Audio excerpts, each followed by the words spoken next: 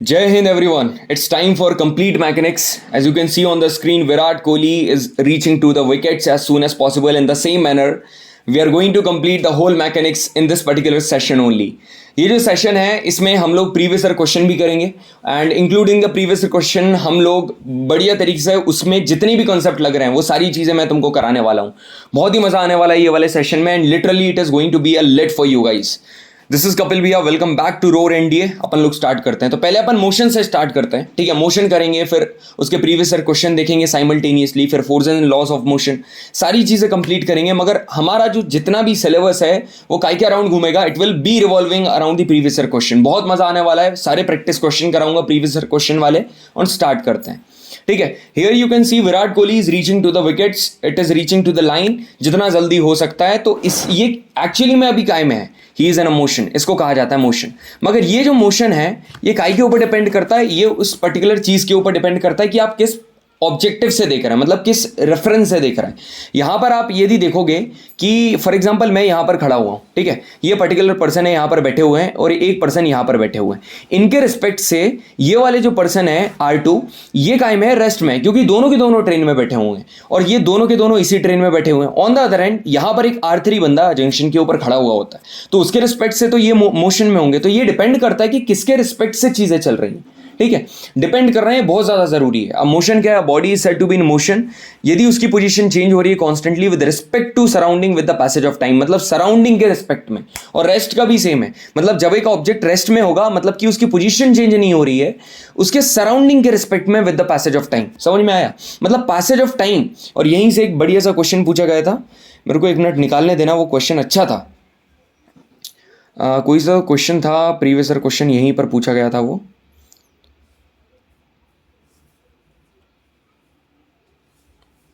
ये है, देखो ये क्या लिखा हुआ है. नहीं ये वाला भी नहीं है. Let me find it, that particular question कहाँ पर है. बढ़िया क्वेश्चन था वो, इसी कंसेप्ट के ऊपर आया था. चलो थोड़ा और देख लेते हैं, बाकी रहने देंगे फिर.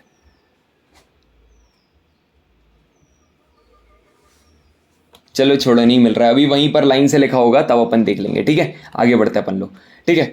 यहाँ पर देखो 3 प्रकार के मोशन होते हैं, 1D 2D 3D. मतलब कि एक ही डायरेक्शन में होगा तो 1D बोलेंगे, मतलब 2 अलग अलग डायरेक्शन, जैसे कि प्रोजेक्टाइल मोशन और सर्कुलर. प्रोजेक्टाइल मोशन में आप कोई भी चीज़ है वो ऐसे फेंकते हो, ठीक है. मतलब कि जैसे गोल्डन बॉय नीरज चोपड़ा, ठीक है, उन्होंने क्या करा था, एक जेवलिन फेंका था, तो वो कैसा गया था, ऐसा गया था. तो it is the example of projectile motion. यदि सर्कुलर मोशन की बात करोगे तो मेले वगैरह में जाते हो तो वो सर्कुलर राउंड अबाउट रहता है ना, उसको क्या कहा जाता है, सर्कुलर मोशन का एग्जाम्पल है. 3D की यदि मैं बात करूंगा तो जैसे काइट और ये वर्ड्स वगैरह उड़ रहे हैं, इसको 3D मोशन कहा जाता है, ठीक है. अब आगे बढ़ते हैं. यहां पर देखो डिस्प्लेसमेंट और इसमें अंतर क्या है, ठीक है. डिस्प्लेसमेंट और डिस्टेंस में क्या अंतर है. यहां पर डिस्प्लेसमेंट और डिस्टेंस में अंतर यहां पर लिखा हुआ है. डिस्टेंस यहां पर पर्टिकुलरली एक क्या है, कितना डिस्टेंस आप पर्टिकुलरली ट्रेवल कर रहे हो, एंड डिस्प्लेसमेंट क्या होता है, rate of change of displacement. यहां पर मेरे को एक और PDF खोलने देना, wait for a while, 1 minute.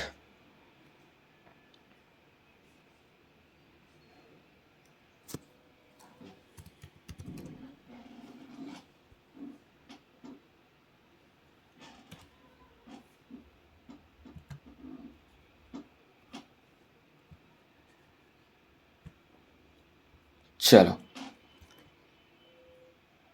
यहां पर देखो, अब आप हम लोग कहां पर थे, ये वाले पॉइंट ऑफ टाइम पर थे हम लोग, ठीक है. तो अब अपन देखते हैं डिस्टेंस और डिस्प्लेसमेंट में क्या अंतर है. बहुत इजी चीज है यार. डिस्टेंस मतलब कि एक्चुअल लेंथ आपने कितनी ट्रेवल करी between the initial position the final position, इसको हम लोग क्या बोलते हैं, डिस्प्लेसमेंट. अब यहां पर क्या होता है, ये तुम्हारा एक्चुअली में ये क्या है, डिस्टेंस है.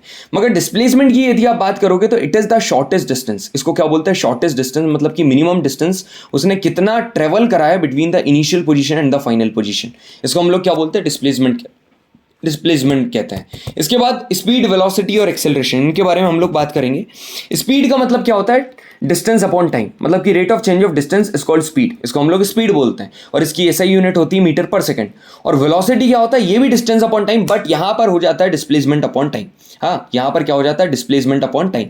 और ये जो स्पीड है इट्स अ स्केलर क्वांटिटी, और यहां पर जो वेलोसिटी है ये एक वेक्टर क्वांटिटी है. क्यों, बस स्पीड और वेलोसिटी में एक ही डिफरेंस है कि स्पीड में बस हम मैग्नीट्यूड के ऊपर फोकस करते हैं, मगर वेलोसिटी में मैग्नीट्यूड के साथ वो जो नंबर है उसके साथ हम यहां पर डायरेक्शन की भी बात करने लगते हैं. फॉर एग्जांपल मैं यदि बोल रहा हूं कि मैं 20 मीटर पर सेकेंड की स्पीड से नागपुर गया तो ये तो ठीक है भाई। यदि मैं बोल रहा हूं कि मेरे घर से मैं 20 मीटर पर सेकेंड की स्पीड से साउथ डायरेक्शन में गया तो ये क्या है, वेलोसिटी है। अब यहां पर स्पीड में चेंज आना, ठीक है, डायरेक्शन के साथ, ये देखो या तो स्पीड में चेंज आना डायरेक्शन के साथ या तो दोनों में चेंज आना, इसको हम लोग क्या बोलते हैं, एक्सेलरेशन। और एक्सेलरेशन भी एक वेक्टर क्वांटिटी है। यहां पर देखो ये मैंने बता दिया था तुमको, डिस्प्लेसमेंट हमेशा याद रखना ये वाली कंडीशन, डिस्टेंस जो है हमेशा greater than mod of displacement होता है।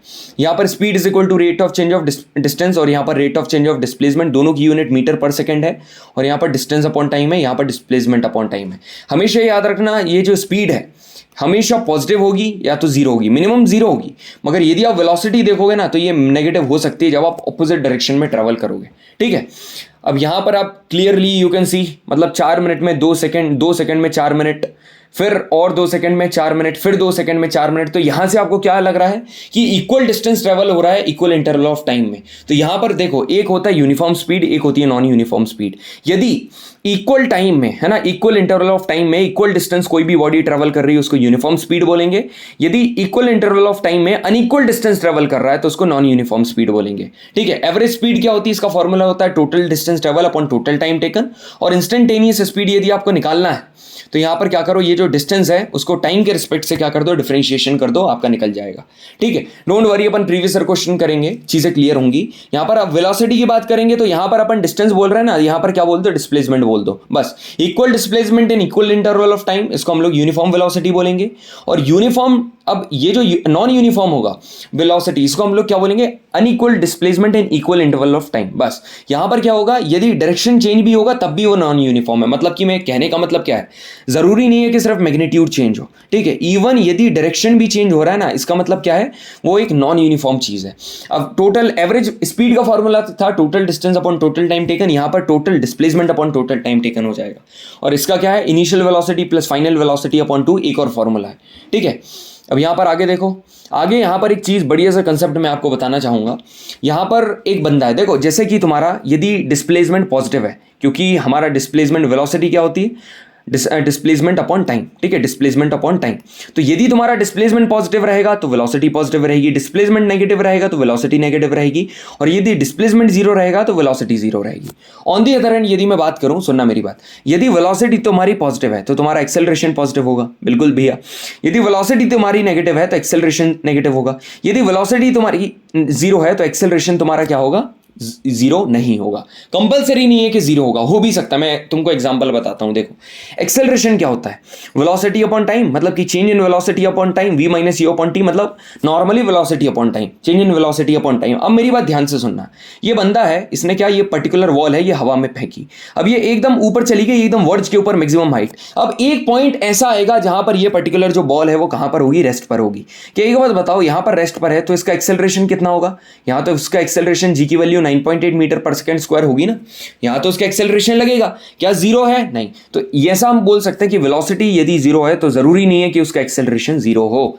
समझ में आया सभी को, हाँ जी भैया समझ में आ गया। यहां पर यदि आप देखोगे, ये बंदा जो ट्रक चला रहा है, बस चला रहा है, कुछ भी हो वो, यहां पर क्या दे रहा है, एक्सेलरेशन दे रहा है। यहां पर क्या मिल रहा है उसको, एक्सेलरेशन मिल रहा है, ठीक है। मगर यहां पर वो ब्रेक लगा रहा है, यहां पर क्या, उसकी जो वेलोसिटी है वो नेगेटिव हो रही है, मतलब कम कर रहा है, तो इसको हम लोग क्या बोलेंगे, नेगेटिव एक्सेलरेशन, मतलब कि रिटार्डेशन। समझ में आया सभी को, हाँ जी भैया समझ में आ गया। तो एक्सेलरेशन का मतलब क्या है, rate of change of velocity, मतलब कि इनिशियल वेलोसिटी से फाइनल वेलोसिटी गई, मतलब वेलोसिटी बढ़ी, तो change in velocity upon time taken is equal to a, that is acceleration, जिसकी एसआई यूनिट है मीटर पर सेकंड स्क्वायर। और ये एक वेक्टर क्वांटिटी है, और वेक्टर क्वांटिटी है तो नेगेटिव भी हो सकती है, जीरो और पॉजिटिव तीनों हो सकती है। रिटार्डेशन की बात करेंगे तो नेगेटिव एक्सेलरेशन को रिटार्डेशन कहा जाता है। अब देखो यूनिफॉर्म मोशन और नॉन यूनिफॉर्म मोशन तो तुमको पता होगा, बहुत बेसिक चीज है कि एक मोशन जो कि स्ट्रेट लाइन में मूव कर रहा है, रेक्टिलिनियर मोशन कहा जाता है। जो स्ट्रेट लाइन में मूव करते हैं उसको क्या कहा जाता है, rectilinear motion. Equal distance cover कर रहा है इक्वल इंटरवल ऑफ टाइम में, मतलब एक्सेलरेशन जीरो है, इसको हम यूनिफॉर्म मोशन बोलेंगे। यदि अनइक्वल डिस्टेंस ट्रेवल कर रहा है इक्वल इंटरवल ऑफ टाइम में, हम इसको क्या बोलेंगे, नॉन यूनिफॉर्म मोशन, बस, ठीक है। अब यहां पर अपन कुछ बेसिक क्वेश्चंस देख लेते हैं। यहां पर जो प्रीवियस ईयर क्वेश्चन यहां पर पूछे गए हैं, ठीक है। यहां पर देखो आप, क्वेश्चन नंबर कौन सा बताऊं मैं आपको, ये वाला देखो, ठीक है। क्वेश्चन नंबर आपको 171 दिख रहा होगा, ठीक है। ये क्वेश्चन नंबर 171 क्या बोल रहा है, जस्ट यहां पर एकदम ध्यान से देखो। क्वेश्चन नंबर 171 क्या बोल रहा है आपसे कि एक कार है जो कि बेंगलुरु से निकली है, ठीक है भैया, ये बेंगलुरु है, बेंगलुरु बना देते हैं, ये बेंगलुरु से निकली है and goes 50 kilometre in a straight line toward south. अच्छा ठीक है, यहाँ पर 50 किलोमीटर चली गई, मतलब यहाँ से यहाँ तक 50 किलोमीटर साउथ डायरेक्शन में, मतलब नीचे है। And immediately turn around and return to Bengaluru, और जैसे जैसी वो गई है वैसी की वैसी वापस आ गई, वहीं सेम पोजीशन पर वापस आ गई। अब बोल रहा पूरी टाइम टेकन राउंड ट्रिप को कितना लगा, टाइम टोटल 2 घंटे का लगा, ठीक है। अब बोल रहा है कि एवरेज वेलोसिटी कितनी होगी पूरी ट्रिप के लिए। तो एवरेज वेलोसिटी क्या होता है, एवरेज वेलोसिटी का फॉर्मूला तुमको पता होगा, total displacement upon total time taken, total displacement upon total. एक बात बताओ, टोटल डिस्प्लेसमेंट क्या हुआ? डिस्प्लेसमेंट मैंने क्या बताया था, shortest distance between initial position and final position. भाई इनिशियल पोजीशन उसकी बेंगलोर थी और वो नीचे गया और वापस वहीं पर आ गया, तो वापस वहीं पर आ गया तो उसका डिस्प्लेसमेंट तो जीरो है। तो यदि डिस्प्लेसमेंट न्यूमरेटर जीरो हो गया तो एवरेज वेलोसिटी ऑटोमेटिक जीरो हो जाएगी, तो आंसर इज ए जीरो। तो मैंने प्रीवियस क्वेश्चन कर लिया बढ़िया लेवल का, ठीक है। अब इसके बाद देखो क्वेश्चन नंबर कौन सा बताऊं आपको, ये वाला क्वेश्चन देखो 176। चलो ये तो अलग है, फिर भी देख लो लाइट ईयर क्या होता है। भाई बड़े बड़े जो डिस्टेंस हैं, जैसे कि 2 प्लैनेट के बीच का डिस्टेंस फाइंड करना है, ऐसे बड़े बड़े डिस्टेंस आपको फाइंड करना है तो उसको लाइट ईयर के थ्रू फाइंड करा जाता है, तो ओनली वन इज करेक्ट। ये उसका नहीं है, फिर भी मैंने आपको बता दिया, ठीक है। अब देखो आप कौन सा क्वेश्चन नंबर 167, ये यहाँ पर क्या बोल रहा है सुनना। यहाँ पर ये थोड़ा सा एक दूसरे जो हमारा मोमेंटम है उससे रिलेट कर रहा है, मगर फिर भी देखो मैं आपको बढ़िया तरीके से बताऊंगा बिना वो चैप्टर पढ़े। एक बॉल है, बाउंस कर रही है ग्राउंड पर, ठीक है, ग्राउंड पर ऐसे बाउंस कर रही है, ग्राउंड है और ये ऐसा कर करके चली जा रही है, ठीक है। अब ऐसी कौन सी चीज़ है यहाँ पर चेंज हो रही है, स्पीड क्या चेंज हो रही है, काइनेटिक एनर्जी चेंज हो रही है, पोटेंशियल यार पोटेंशियल एनर्जी, हाइट की तो यहाँ पर बात ही नहीं हो रही है, और यहाँ पर क्या बाउंस ऑफ हो रही है, और यहाँ पर हम ये भी नहीं बोल रहे हैं कि उसका मोशन रुका, तो पोटेंशियल एनर्जी और काइनेटिक एनर्जी तो इसका आंसर होगा नहीं, ठीक है। अब यहाँ पर मोमेंटम की यदि बात करें तो देखो क्या इसकी अब ये पर्टिकुलर डायरेक्शन में जा रही होगी, बिल्कुल भी है, तो क्या इसका आंसर स्पीड होगा? नहीं। वेलोसिटी होता तो हम बोल सकते थे, मगर यदि आप मोमेंटम देखोगे तो P = mv होता है ना, मास इंटू वेलोसिटी आपका मोमेंटम होता है, तो वेलोसिटी में चेंज आ रहा है तो डेफिनेटली इसके मोमेंटम में चेंज आ रहा है। तो याद कर लो, कभी भी एक बॉल बाउंस ऑफ कर रही है तो ये मोमेंटम का एग्जांपल है, मतलब मोमेंटम में चेंज आ रहा है। समझ में आया सभी को? बिल्कुल भी है, समझ में आ गया। अब यहां पर 168 क्वेश्चन देखो, ये क्या कहना चाह रहा है कि इफ एन ऑब्जेक्ट, कोई भी एक पर्टिकुलर ऑब्जेक्ट है, moves at a non zero constant acceleration, एक नॉन जीरो कांस्टेंट एक्सेलरेशन पर चल रहा है और एक पर्टिकुलर टाइम इंटरवल में वो चल रहा है, देन उसका जो डिस्टेंस है वो काई के ऊपर डिपेंड करेगा। तो मेरी बात ध्यान से सुनो, नॉन जीरो कांस्टेंट एक्सेलरेशन मतलब एक्सेलरेशन उसका जीरो नहीं है और कांस्टेंट है, मतलब एक्सेलरेशन उसका कुछ ना कुछ पॉजिटिव वैल्यू है या फिर कुछ ना कुछ है उसका, ठीक है। अब एक टाइम के लिए चल रहा है, मतलब एक टाइम के लिए t टाइम के लिए चल रहा है, देन कितना जो डिस्टेंस कवर करेगा वो काई के ऊपर डिपेंड करेगा। एक बात बताओ, वो पक्की बात है, वो किसके ऊपर कितना डिस्टेंस ट्रेवल करेगा। अब यहां पर एक एक्सेलरेशन की बात हुई, अब एक्सेलरेशन की कभी भी बात करते हैं तो हम लोग वेलोसिटी की बात करते हैं कि नहीं, डेफिनेटली हम लोग वेलोसिटी की बात कर रहे हैं, तो ये काई के ऊपर डिपेंड करता है, इनिशियल वेलोसिटी के ऊपर डिपेंड करेगा, क्योंकि एक्सेलरेशन में आपको क्या पढ़ाया था, v - u/t। तो अब ये क्या चल रहा है, मूव कर रहा है, we are not talking about final, किसी भी, अब मूव कर रहा है तो इनिशियली मूव कर रहा है ना, कहीं रुका तो नहीं, तो हम लोग इनिशियली बात कर रहे हैं, तो ये डिपेंड करेगा इनिशियल वेलोसिटी के ऊपर। समझ में आया? ये वाला क्वेश्चन भी हो गया। अब यहां पर आप देखो क्वेश्चन नंबर 164, ठीक है। यहां पर देखो आप 164 क्या बोल रहा है कि ये जो पर्टिकुलर वेलोसिटी है v और वर्सेस टाइम ग्राफ आपको बता रहा है, अब आप एक्सेलरेटेड और डीएक्सेलरेट मोशन क्या होगा।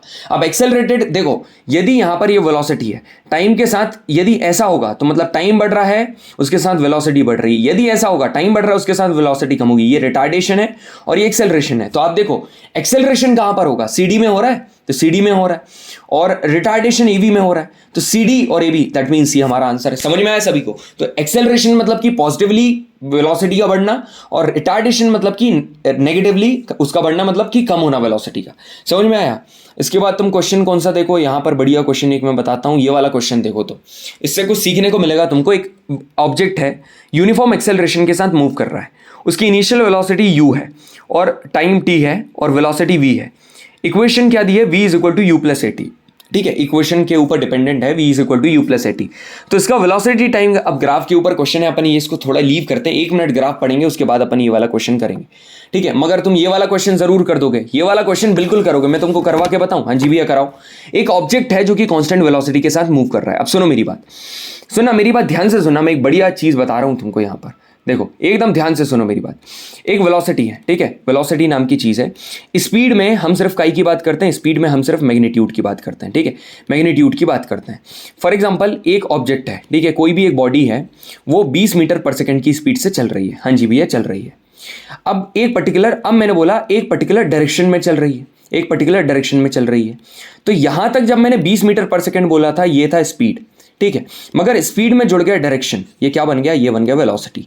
तो अब मेरी बात बेटा एक बात बताओ, यदि मैग्नीट्यूड में चेंज आया, अब मैंने बोल दिया कि 20 मीटर पर सेकंड की जगह 30 मीटर पर सेकंड हो गई, तो क्या वेलोसिटी में चेंज आया? बिल्कुल आया भैया। क्यों? क्योंकि वेलोसिटी में मैग्नीट्यूड और डायरेक्शन दोनों होता है। ठीक है भैया, समझ में आ गया। अब यहां तो एक कंडीशन क्या हुई कि वो 20 मीटर पर सेकंड है, मगर अब बोल दिया कि वो ऑपोजिट डायरेक्शन में जाने लगा, मतलब कि नॉर्थ से साउथ हो गया।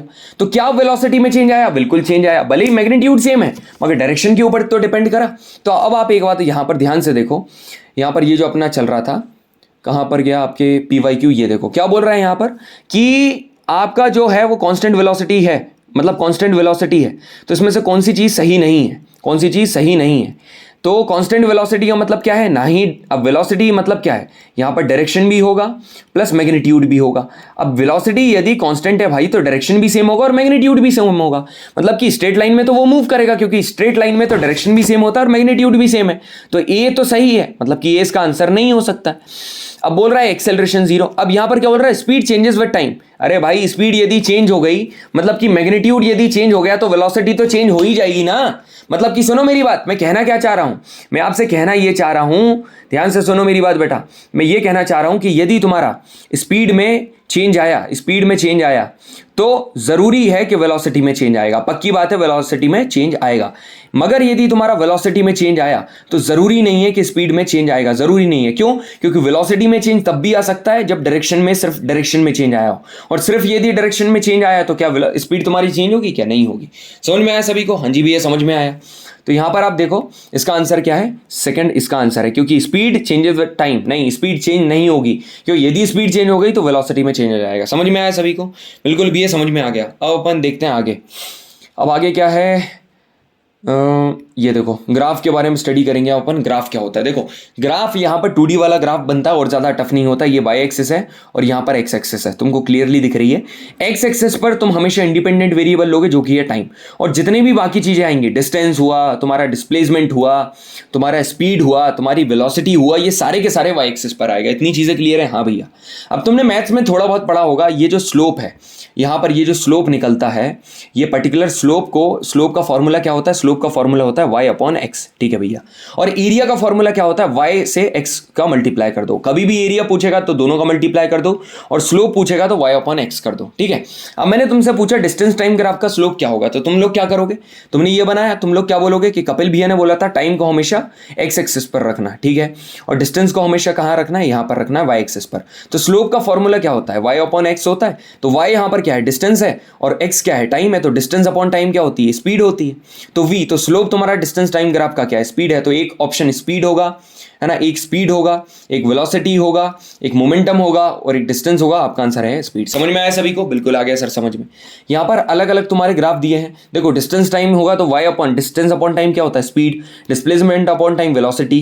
वेलोसिटी अपॉन टाइम मतलब change in velocity upon time acceleration. और अब सुनो, जरूरी नहीं है। अब जैसे यहाँ पर मैंने एक ग्राफ बनाया, ठीक है, इस ग्राफ पर यहाँ पर क्या है? यहाँ पर मेरा एक्सेलरेशन है और यहाँ पर टाइम है। अब मैंने तुमसे बोला स्लोप फाइंड करो।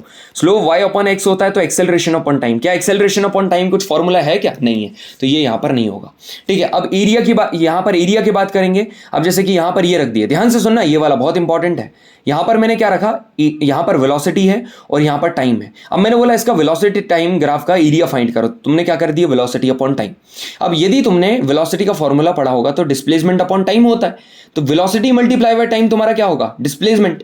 तो velocity multiply by time is the area of the velocity time graph, and velocity multiply by time is equal to displacement. समझ में आई? ये किसका बराबर होगा? डिस्प्लेसमेंट। क्लियर है सभी को? हाँ जी भैया क्लियर है, एकदम बढ़िया तरीके से क्लियर है। अब भैया यदि थोड़े से एग्जाम्पल और बता देते ना तो सही रहता, जो कि जिनके बाहर कभी एग्जाम में पूछेगा ही नहीं, इनके बाहर कभी भी एग्जाम में पूछेगा नहीं। ध्यान से सुनो आप। यहाँ पर, यहाँ कपिल भैया साइन कर दूं, नहीं तो रेगुलेट हो जाए, ठीक है। यहाँ पर देखो, ये है यहाँ पर सेम डिस्टेंस, ठीक है, टाइम बढ़ते जा रहा है और डिस्टेंस वही का वही है, मतलब कि ऑब्जेक्ट कायम है, रेस्ट पे है। और यहाँ पर टाइम बढ़ रहा है और डिस्टेंस भी बढ़ रहा है, मतलब कि यूनिफॉर्म मोशन पे ट्रेवल कर रहा है। यहाँ पर टाइम बढ़ रहा है और यहाँ पर इक्वल अमाउंट में नहीं बढ़ रहा है, तो ये नॉन यूनिफॉर्म। समझ रहे हो? अब डिस्प्लेसमेंट टाइम यहाँ पर क्या होगा? यहाँ पर उसकी वेलोसिटी 0 है, मतलब डिस्प्लेसमेंट सेम है और टाइम बढ़ते जा रहा है, मतलब कि वेलोसिटी 0 है। यहाँ पर वेलोसिटी कौन सी? Uniform velocity. ऊपर हम स्पीड की बात कर रहे थे ना, सुनो सुनो सुनो, वेलोसिटी जीरो, और यहाँ पर स्पीड जीरो है, v जीरो है, ठीक है, v यहाँ पर स्पीड जीरो और यहाँ पर नीचे वेलोसिटी जीरो। यहाँ एक बात बताऊँ आपको, सुनो, कभी भी तुम्हारे को डिस्टेंस आए ना तो इसको कैसे रिलेट करा करो, स्पीड से, और कभी भी डिस्प्लेसमेंट आए तो इसको कैसे रिलेट करा करो, वेलोसिटी से। क्यों? क्योंकि speed is equal to distance upon time और velocity is equal to displacement upon time. यहां पर क्या होगा, तुम बोलोगे नॉन यूनिफॉर्म वेलोसिटी, यहां पर क्या होगा, तुम क्या बोलोगे, नॉन यूनिफॉर्म स्पीड। समझ में आया? अब वेलोसिटी टाइम ग्राफ में क्या बोलोगे, तुम लोग बोलोगे एक्सेलरेशन। क्यों? क्योंकि acceleration is equal to change in velocity upon time taken, मतलब v minus you upon t. तो यहां पर देखो एक्सेलरेशन हुआ क्या, कुछ भैया कुछ भी नहीं हुआ, वेलोसिटी तो सेम है। अब यहां पर कैसा एक्सेलरेशन हुआ, यहां पर भैया यूनिफॉर्म एक्सेलरेशन हुआ, और यहां पर हुआ रिटार्डेशन। समझ में आया? क्योंकि टाइम बढ़ रहा है और वेलोसिटी कम हो रही है। बढ़िया तरीके से इसको कॉपी में नोट डाउन कर लेना, चैलेंज कर रहा हूं तुम्हारे से सारे ग्राफ के क्वेश्चन हो जाएंगे। एक बढ़िया लेवल का ग्राफ का क्वेश्चन आया था प्रीवियस ईयर क्वेश्चन में, मैं आपको बताता हूं, ठीक है। वो क्वेश्चन कौन सा था, ऊपर ही था जहां तक है, क्वेश्चन नंबर 90 समथिंग था, है ना, ये आ गया 92। अब देखो क्या बोल रहा है, बढ़िया लेवल का क्वेश्चन है, समझना ध्यान से। क्या बोल रहा था, plot given above represent the velocity of a particle in metre पर सेकंड और टाइम। मतलब कि ये वेलोसिटी है और ये तुमको टाइम, वेलोसिटी टाइम ग्राफ तुमको दिया है, इतना कपिल भैया ने बताया था, सही है कि टाइम यहां पर है और वेलोसिटी यहां, ठीक है। अब ये assuming that the plot represent semi circle, अरे आंख से दिख रहा है भाई, तू क्यों बता रहा है, ये तो सेमी सर्कल है। अब वो पूछ रहा है कि डिस्टेंस कितना होगा at the end of 7 second, मतलब कि यहां पर 7 सेकंड के बाद डिस्टेंस कितना होगा। अब एक बात बताओ, सेकंड मतलब यहां से यहां तक वो जा रहा है और हम वेलोसिटी की बात कर रहे हैं, तो क्या उसका कुछ चेंज वगैरह कहीं बात कर रहा है क्या, कि डायरेक्शन चेंज हुआ, ऐसा हुआ वैसा हुआ? नहीं। यदि मैं तुमसे बोलूं ये उसकी इनिशियल पोजीशन है, ठीक है, ये उसका होम है, और ये यहां पर, वो कहां पर, 20 मीटर की दूरी पर गया, 20 मीटर की दूरी पर यहां तक गया, ठीक है। तो यहां पर डिस्टेंस भी इतना है और डिस्प्लेसमेंट भी इतना है। क्यों? क्योंकि इनिशियल वेलोसिटी और फाइनल वेलोसिटी के बीच का डिस्टेंस कितना है, शॉर्ट डिस्टेंस 20 मीटर है और शॉर्ट भी उतना ही है। तो यहां पर यदि ये वाले केस में देखोगे तो डिस्टेंस और डिस्प्लेसमेंट दोनों सेम है, ठीक है, दोनों सेम है। तो भैया डिस्टेंस की जगह यदि अपन डिस्प्लेसमेंट फाइंड कर लेंगे तो तब भी सेम ही आंसर आएगा, ठीक है। तो अब सुनो मेरी बात, यहां तुमको सेमी सर्कल दिया हुआ है। अब एक बात मेरे को बताओ, ये ग्राफ का कभी भी तुमको ग्राफ आएगा, कभी भी ग्राफ आए मेरे भाई, ध्यान से सुनो, तो तुम क्या करो, ध्यान से सुनना मेरी बात, कभी भी तुमको ग्राफ आए, अब यहां पर ग्राफ बनाओ सबसे पहले, तो ये ग्राफ बनाया तुमने, यहां पर तुमको वेलोसिटी दी है, यहां पर टाइम दी है, और ये तुम्हारा सेमी सर्कल है। अब मेरी बात ध्यान से सुनना, एक तो तुम सबसे पहले तुम्हारे ग्राफ में स्लोप आएगा, तो स्लोप क्या होता है, y upon x, that is velocity upon time. Velocity upon time किसके बराबर होता है, एक्सेलरेशन। क्या तुमको एक्सेलरेशन फाइंड करना है? नहीं। अब दूसरा कहां जाओगे तुम, एरिया क्या होता है, वेलोसिटी मल्टीप्लाई बाय टाइम। अब ये किसके बराबर होता है, मैंने तुमको क्या बताया था, velocity is equal to displacement upon time होता है, और डिस्प्लेसमेंट अपॉन टाइम होता है तो वेलोसिटी मल्टीप्लाई बाय टाइम क्या होगा, वेलोसिटी मल्टीप्लाई बाय टाइम तुम्हारा क्या होगा, तुम्हारा डिस्प्लेसमेंट होगा। तो तुम्हारा डिस्प्लेसमेंट निकालना है, मतलब कि वो डिस्टेंस के बराबर हो जाएगा। अब ये अपन ने हेंस प्रूव करा था ना कि यदि डिस्प्लेसमेंट फाइंड कर दिया मतलब कि डिस्टेंस फाइंड कर दिया। अब मैं तुमको एक चीज बता रहा हूं, मेरी बात ध्यान से सुनना, इतनी चीज पता है कि तुमने एरिया का फॉर्मूला निकाला तो तुम्हारा क्या आ गया, डिस्प्लेसमेंट आ गया, और यही हमको फाइंड करना है। मतलब कि भाई तूने यदि वो सेमी सर्कल का एरिया फाइंड कर लिया तो तेरा आंसर आ जाएगा। क्यों? क्योंकि उसका एरिया डिस्प्लेसमेंट के बराबर है और डिस्प्लेसमेंट डिस्टेंस के बराबर है। तो सेमी सर्कल का एरिया क्या है, सर्कल का एरिया पाई आर स्क्वायर होता है, इसको 2 से डिवाइड कर दे। वहां पर आप देख, तू यहां पर खोलकर, यहां पर वो क्या पूछ रहा है, कहां गया, ये है। अब यहां पर क्या होगा, पाई आर स्क्वायर अपॉन 2, तो हाफ मल्टीप्लाई बाय 22 अपॉन 7।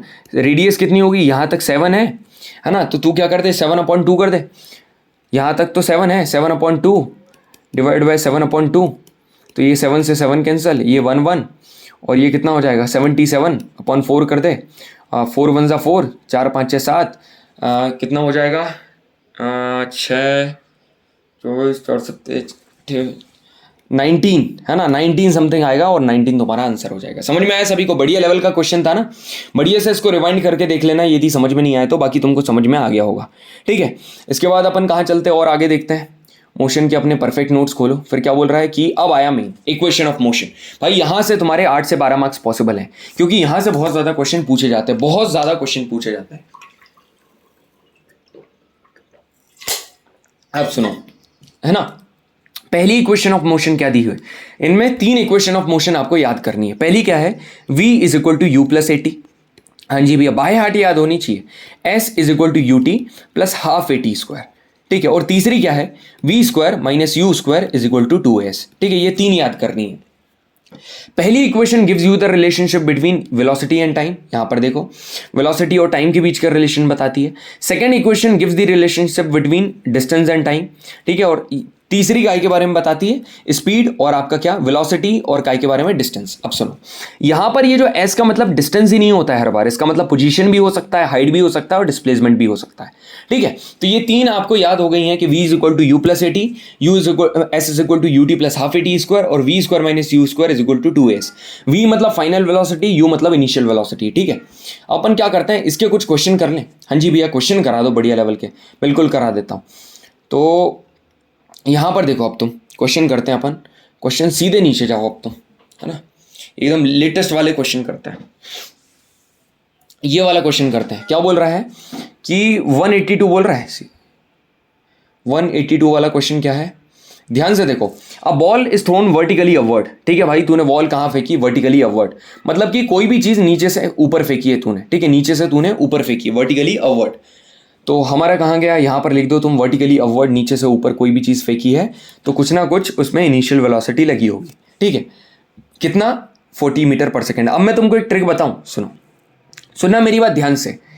एक कोई भी चीज़ या तो वर्टिकली अपवर्ड फेंकोगे, सुनना मेरी बात, या तो आपने वर्टिकली अपवर्ड फेंकी मतलब नीचे से ऊपर फेंकी, या तो आप ऊपर से उसको ड्रॉप करोगे या तो छोड़ोगे। अब मेरी बात ध्यान से सुनना, नीचे से यदि आप कोई चीज ऊपर फेंकोगे तो कुछ ना कुछ इनिशियल वेलोसिटी वहां पर होगी, और जो वेलोसिटी वहां पर गिवन होगी वही तुम्हारी इनिशियल होगी। हर बार वो तुमसे बोलेगा नहीं कि initial velocity when object is throwing vertically upward is this. यदि उसने ऐसा बोल दिया कि the velocity when the object is throwing vertically upward, तो याद रखना कि वहां पर इनिशियल वेलोसिटी, कॉमन सेंस है ये। अब यदि कोई चीज ऊपर से नीचे ड्रॉप कर रहे हो तुम लोग, यदि ऊपर से नीचे ड्रॉप कर रहे हो तो वहां पर क्या होगा, वहां पर पक्की बात है तुम कोई भी चीज को छोड़ रहे हो तो एक मोमेंट पर तुम्हारी इनिशियल वेलोसिटी 0 होगी, और वहां पर जो भी वेलोसिटी दी होगी वो तुम्हारी फाइनल वेलोसिटी होगी। समझ में आया सभी को? हाँ जी भैया समझ में आ गया। अब देखो यहां पर, अब तुमको जो क्वेश्चन दिया है क्या बोल रहा है, एक वॉल वर्टिकली अपवर्ड फेंकी और उसकी वेलोसिटी 40 मीटर पर सेकंड है। तो यहां पर यू तुम्हारे को कितना गिवन है, 40 मीटर पर सेकंड गिवन है। बढ़िया भैया, आपने तो बढ़िया एकदम शॉर्ट ट्रिक बता दी, बिल्कुल। अब बोल रहा है कि टाइम कितना लगेगा by the ball to reach maximum height. अब मैक्सिमम हाइट पहुंचने के लिए टाइम कितना लगेगा। तो एक बात बताओ, है ना, उसका एक्सेलरेशन कितना है, यहाँ पर एक्सेलरेशन कितना है, एक्सेलरेशन यहाँ पर होगा उसका, क्योंकि ऊपर से नीचे कोई भी चीज़ आ रही है, नहीं नीचे से ऊपर गया तो -10 होगा, -10 उसका होगा। तो अब वो क्वेश्चन यदि आप देखोगे, वापस से क्वेश्चन रीड करोगे, wall is thrown vertically upward, speed इतनी दी है, अब नीचे से आपने ऊपर फेंकी है, सुनना मेरी बात, नीचे से ऊपर फेंकी है तो कॉमन सेंस लगाओ, नीचे से मैंने एक बात बताई थी, नीचे से कोई भी बॉल ऊपर फेंकी तो एक पॉइंट ऑफ टाइम पर जाके उसकी फाइनल वेलोसिटी 0 होगी, बिल्कुल होगी, उसके बाद वो नीचे गिरेगी तो उसकी फाइनल वेलोसिटी 0 होगी। और जब कोई भी चीज़ ऊपर से नीचे गिरती है तो उसके ऊपर जी कितना होता है, हम -10 होता है, मतलब 9.8 को +10, हम 9.8 को अप्रॉक्स 10 ले रहे हैं, मगर कोई चीज़ नीचे से ऊपर जाएगी तो जी कितना होगा, -10 होगा, है ना। अब यहां पर देखो, तुमको g की वैल्यू पता है, v की वैल्यू पता है, t पता है, u पता है, तो क्या करो, v is equal to u plus a t भाई। अब तुमको t चाहिए तो क्या होगा, v minus you upon A is equal to t. v minus u कितना होगा, -40 upon -10, -40 upon -10 is equal to 4 second. Answer आ गया तुम्हारा, यहाँ पर लगा दो 4 सेकेंड तुम्हारा आंसर है। कहाँ गया 4 सेकेंड, समझ में आया सभी को? बिल्कुल आ गया। तो साथ में मैंने तुमको ट्रिक भी बता दी कि इन क्वेश्चन को अप्रोच कैसे करना है।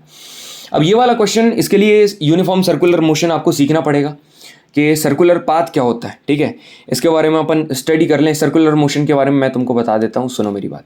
अपन सर्कुलर मोशन ही पढ़ लेते हैं पहले, उसके बाद बाकी चीज़ें देखेंगे, ठीक है। यहाँ पर देखो तुम, सर्कुलर मोशन, ये तुमको दिख रहा है, इसको कहेंगे हम लोग सर्कुलर मोशन। ये तुमने देखा होगा, कोई भी चीज़, फिर ये पत्थर तुमने राउंड करके ऐसे ऐसे घुमा रहे हो, तो सुनना मेरी बात, ये जैसे कार है, ठीक है, ये ऐसे सर्कुलरली घूम रही है तो इसको हम लोग सर्कुलर मोशन बोलेंगे।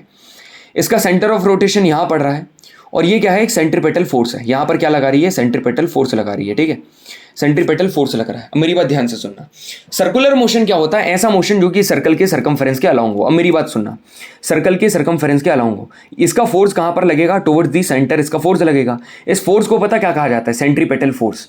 और ये किस डायरेक्शन में, इसका डायरेक्शन फाइंड करना होगा तो यहाँ पर टेंजेंट ड्रॉ कर दी, मतलब इस मोमेंट पर डायरेक्शन फॉर्म करना है तो यहाँ टेंजेंट ड्रॉ कर दी, यहाँ करना है तो यहाँ टेंजेंट ड्रॉ, यहाँ करना है तो यहाँ अब मेरी बात ध्यान से सुनो, तो हर डायरेक्शन पे इसका, हर पॉइंट ऑफ टाइम पर इसका डायरेक्शन चेंज हो रहा है, इसका डायरेक्शन चेंज हो हो रहा है ना, बिल्कुल। अब डायरेक्शन कैसे फाइंड करोगे, आप टेंजेंट ड्रॉ कर दो, वहां पर टेंजेंट ड्रॉ कर दोगे, आपको डायरेक्शन मिल जाएगा। अब यदि डायरेक्शन चेंज हो रहा है तो पक्की बात है वेलोसिटी चेंज होगी, है ना, वेलोसिटी में भी चेंज हो रहा है, तो सर्कुलर मोशन में हर पॉइंट पर वेलोसिटी चेंज होती है, ठीक है भैया। अब वेलोसिटी कैसे फाइंड करोगे, अरे भाई जैसा डायरेक्शन फाइंड कर रहा था अलोंग द टेंजेंट वैसी वेलोसिटी फाइंड करेगा, ठीक है। अब एक्सेलरेशन कैसे फाइंड करेगा, एक्सेलरेशन वहां फाइंड करेगा जहां पर तेरा फोर्स लग रहा था। फोर्स कहां लग रहा था, टुवर्ड्स दी सेंटर, जिसको तू सेंट्रीपेटल फोर्स कह रहा था, ठीक है। तो फोर्स क्या होता है, मास इनटू एक्सेलरेशन होता है, तो वैसे ही तू एक्सेलरेशन फाइंड करेगा। तो एक्सेलरेशन जब तेरा फोर्स टुवर्ड्स दी सेंटर था, मतलब टुवर्ड्स दी सेंटर मतलब कि अलोंग दी रेडियस, तो तेरा एक्सेलरेशन क्या होगा, अलोंग दी रेडियस ही होगा ना। समझ में आया। इसके एग्जांपल क्या है, स्टोन तुम घुमा रहे हो, मतलब रस्सी से बांधकर, जियांट व्हील, आर्टिफिशियल सैटेलाइट जो अर्थ के अराउंड घूम रही है, जो कर्व में कार घूम रही है। अब यहां पर देखो तुम सर्कुलर मोशन, एक होता है यूनिफॉर्म सर्कुलर मोशन और दूसरा होता है नॉन यूनिफॉर्म सर्कुलर मोशन। यदि देखो यूनिफॉर्म सर्कुलर मोशन में क्या है, यहां पर स्पीड यूनिफॉर्म होगी, स्पीड यूनिफॉर्म होगी, मगर क्या तुम्हारी वेलोसिटी यूनिफॉर्म होगी, भैया कभी भी नहीं होगी। क्यों, क्योंकि डायरेक्शन तो हर पॉइंट पर चेंज हो रहा है ना, और वेलोसिटी डायरेक्शन पर मूव करती है। तो यूनिफॉर्म सर्कुलर मोशन जब मतलब कि जब उसकी स्पीड सेम होगी, यहां पर सेंट्रीपेटल फोर्स कांस्टेंट है। नॉन यूनिफॉर्म सर्कुलर मोशन जब उसकी स्पीड क्या होगी, सेम नहीं होगी। कभी 40 मीटर पर सेकंड, ये क्राउड कम मिला उसने स्पीड कम कर दी, ज्यादा मिला कम कर दी, कम मिला बढ़ा दी। समझ में आया। तो यहां पर क्या बोले, नॉन यूनिफॉर्म सर्कुलर मोशन। अब यहां पर देखो, अब जो फोर्स मतलब कि जब कोई भी ऑब्जेक्ट सेंटर के अराउंड घूमता है तो वो एक फोर्स लगाता है सेंटर की तरफ, मतलब अलोंग द रेडियस एक फोर्स लगाता है, जिसको कहा जाता है सेंट्रीपेटल फोर्स, मतलब force towards the centre in circular motion. अब सुनो, फोर्स का फॉर्मूला क्या होता है, force is equal to mass into acceleration होता है, और यहां पर एक्सेलरेशन जो होगा उसको कहेंगे सेंट्रीपेटल एक्सेलरेशन। मतलब कि यूनिफॉर्म सर्कुलर मोशन के टाइम पर जो एक्सेलरेशन है उसको बोलेंगे सेंट्रीपेटल एक्सेलरेशन, और इस एक्सेलरेशन का फॉर्मूला है v स्क्वायर अपॉन r। तो फोर्स का फॉर्मूला क्या हो जाएगा, फोर्स का फॉर्मूला है मास इनटू एक्सेलरेशन, एक्सेलरेशन मतलब v स्क्वायर अपॉन r, तो mv स्क्वायर अपॉन r आपका फॉर्मूला हो जाएगा। समझ में आया सभी को, हाँ जी भैया समझ में आ गया। तो कभी भी सर्कुलर मोशन में आप ट्रेवल कर रहे हो तो उसका जो एक्सेलरेशन है it is inversely proportional to r। समझ में आ गया। तो डायरेक्शन ऑफ सेंट्रीपेटल फोर्स और सेंट्रीपेटल एक्सेलरेशन सेंटर की तरफ होता है। तो पूरा का पूरा मैंने आपको क्या बता दिया, सर्कुलर मोशन बता दिया। यहां पर क्या लिखा है, if you never know failure you will never know success. तो आप लोग मॉक टेस्ट दे रहे हो, बहुत सारे फेलियर आ रहे होंगे, मगर उससे घबराना मत, ठीक है, घबराना मत। यदि कुछ प्रीवियस ईयर क्वेश्चन तुमसे पहले नहीं बने, अब बन गए, पहली बार में समझ में नहीं आ रहा है, वापस से वीडियो रिवाइंड करके देखो।